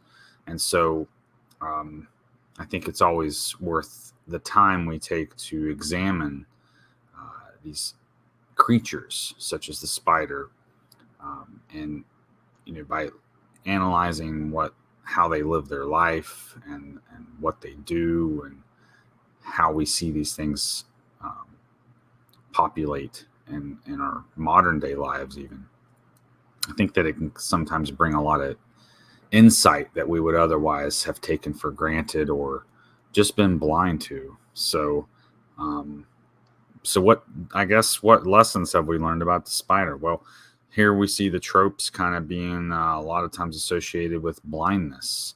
Well, that seems somewhat contrary because spiders have 8 eyes, right?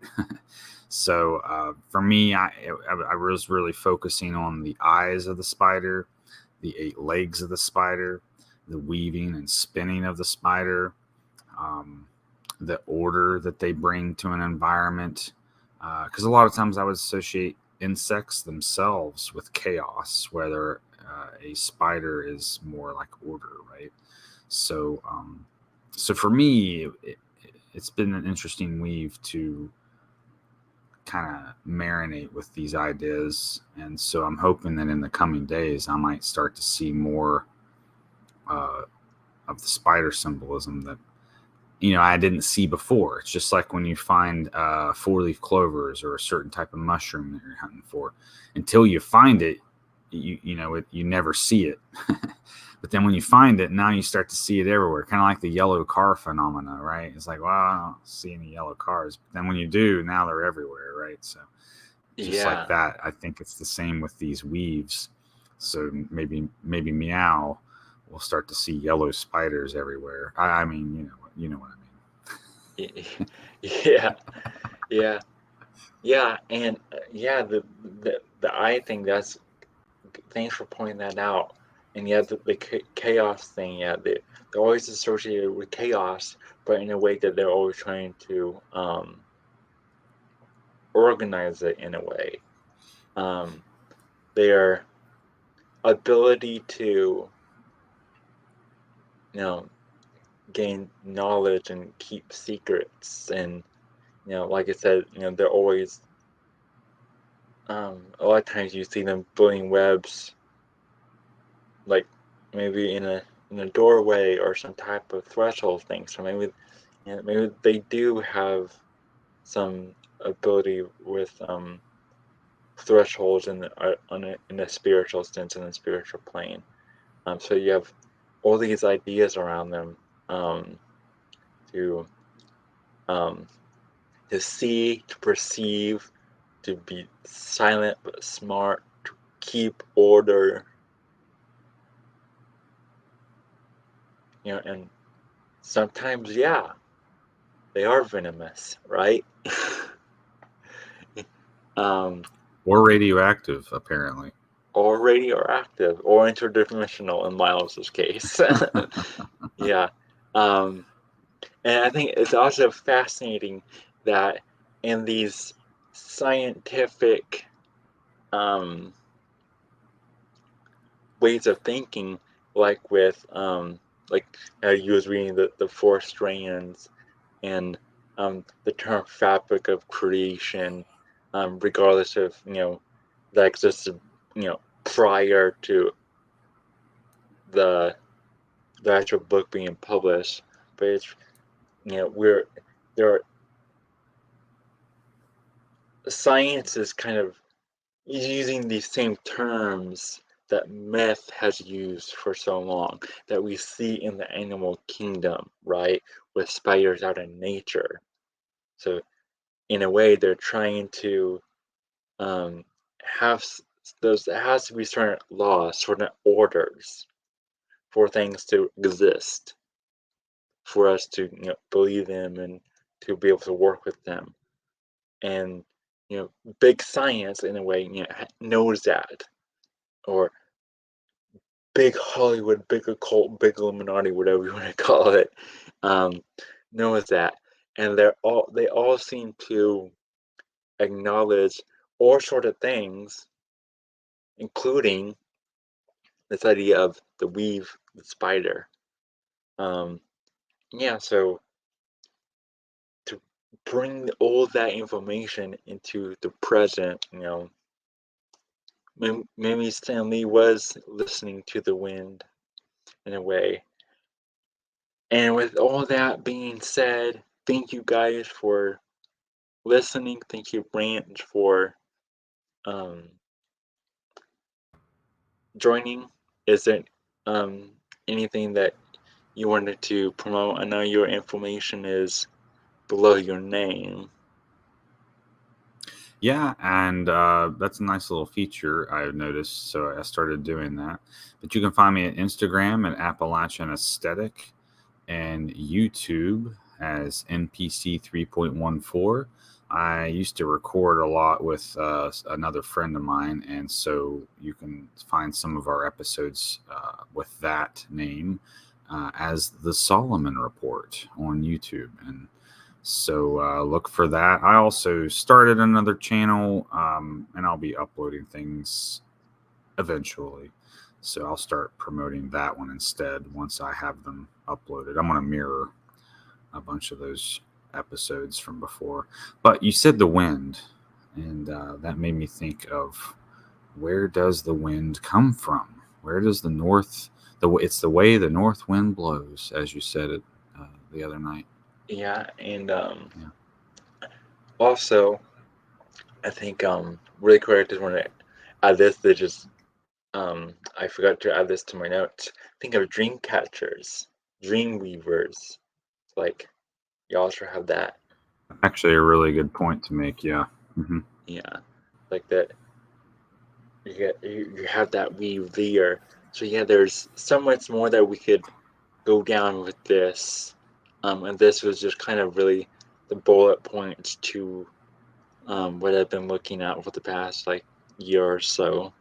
But there's so much more, so go weave on, wild ones. And of course, what I wanted to leave with you guys with is, like I said at the beginning and in our or in mine, it's like Dissident's nostalgia video. I think a good remedy is to make sure your fate, your will, your destiny, that's all that is, aligned, balanced. You're trying to work with it, strive for that in a way. And of course, what Spider-Man is all about, what the spider symbol really means, not 42. The Spider-Man symbol, you could say that it really means, with great power comes great responsibility. Amen. See you guys next time on King of Cups.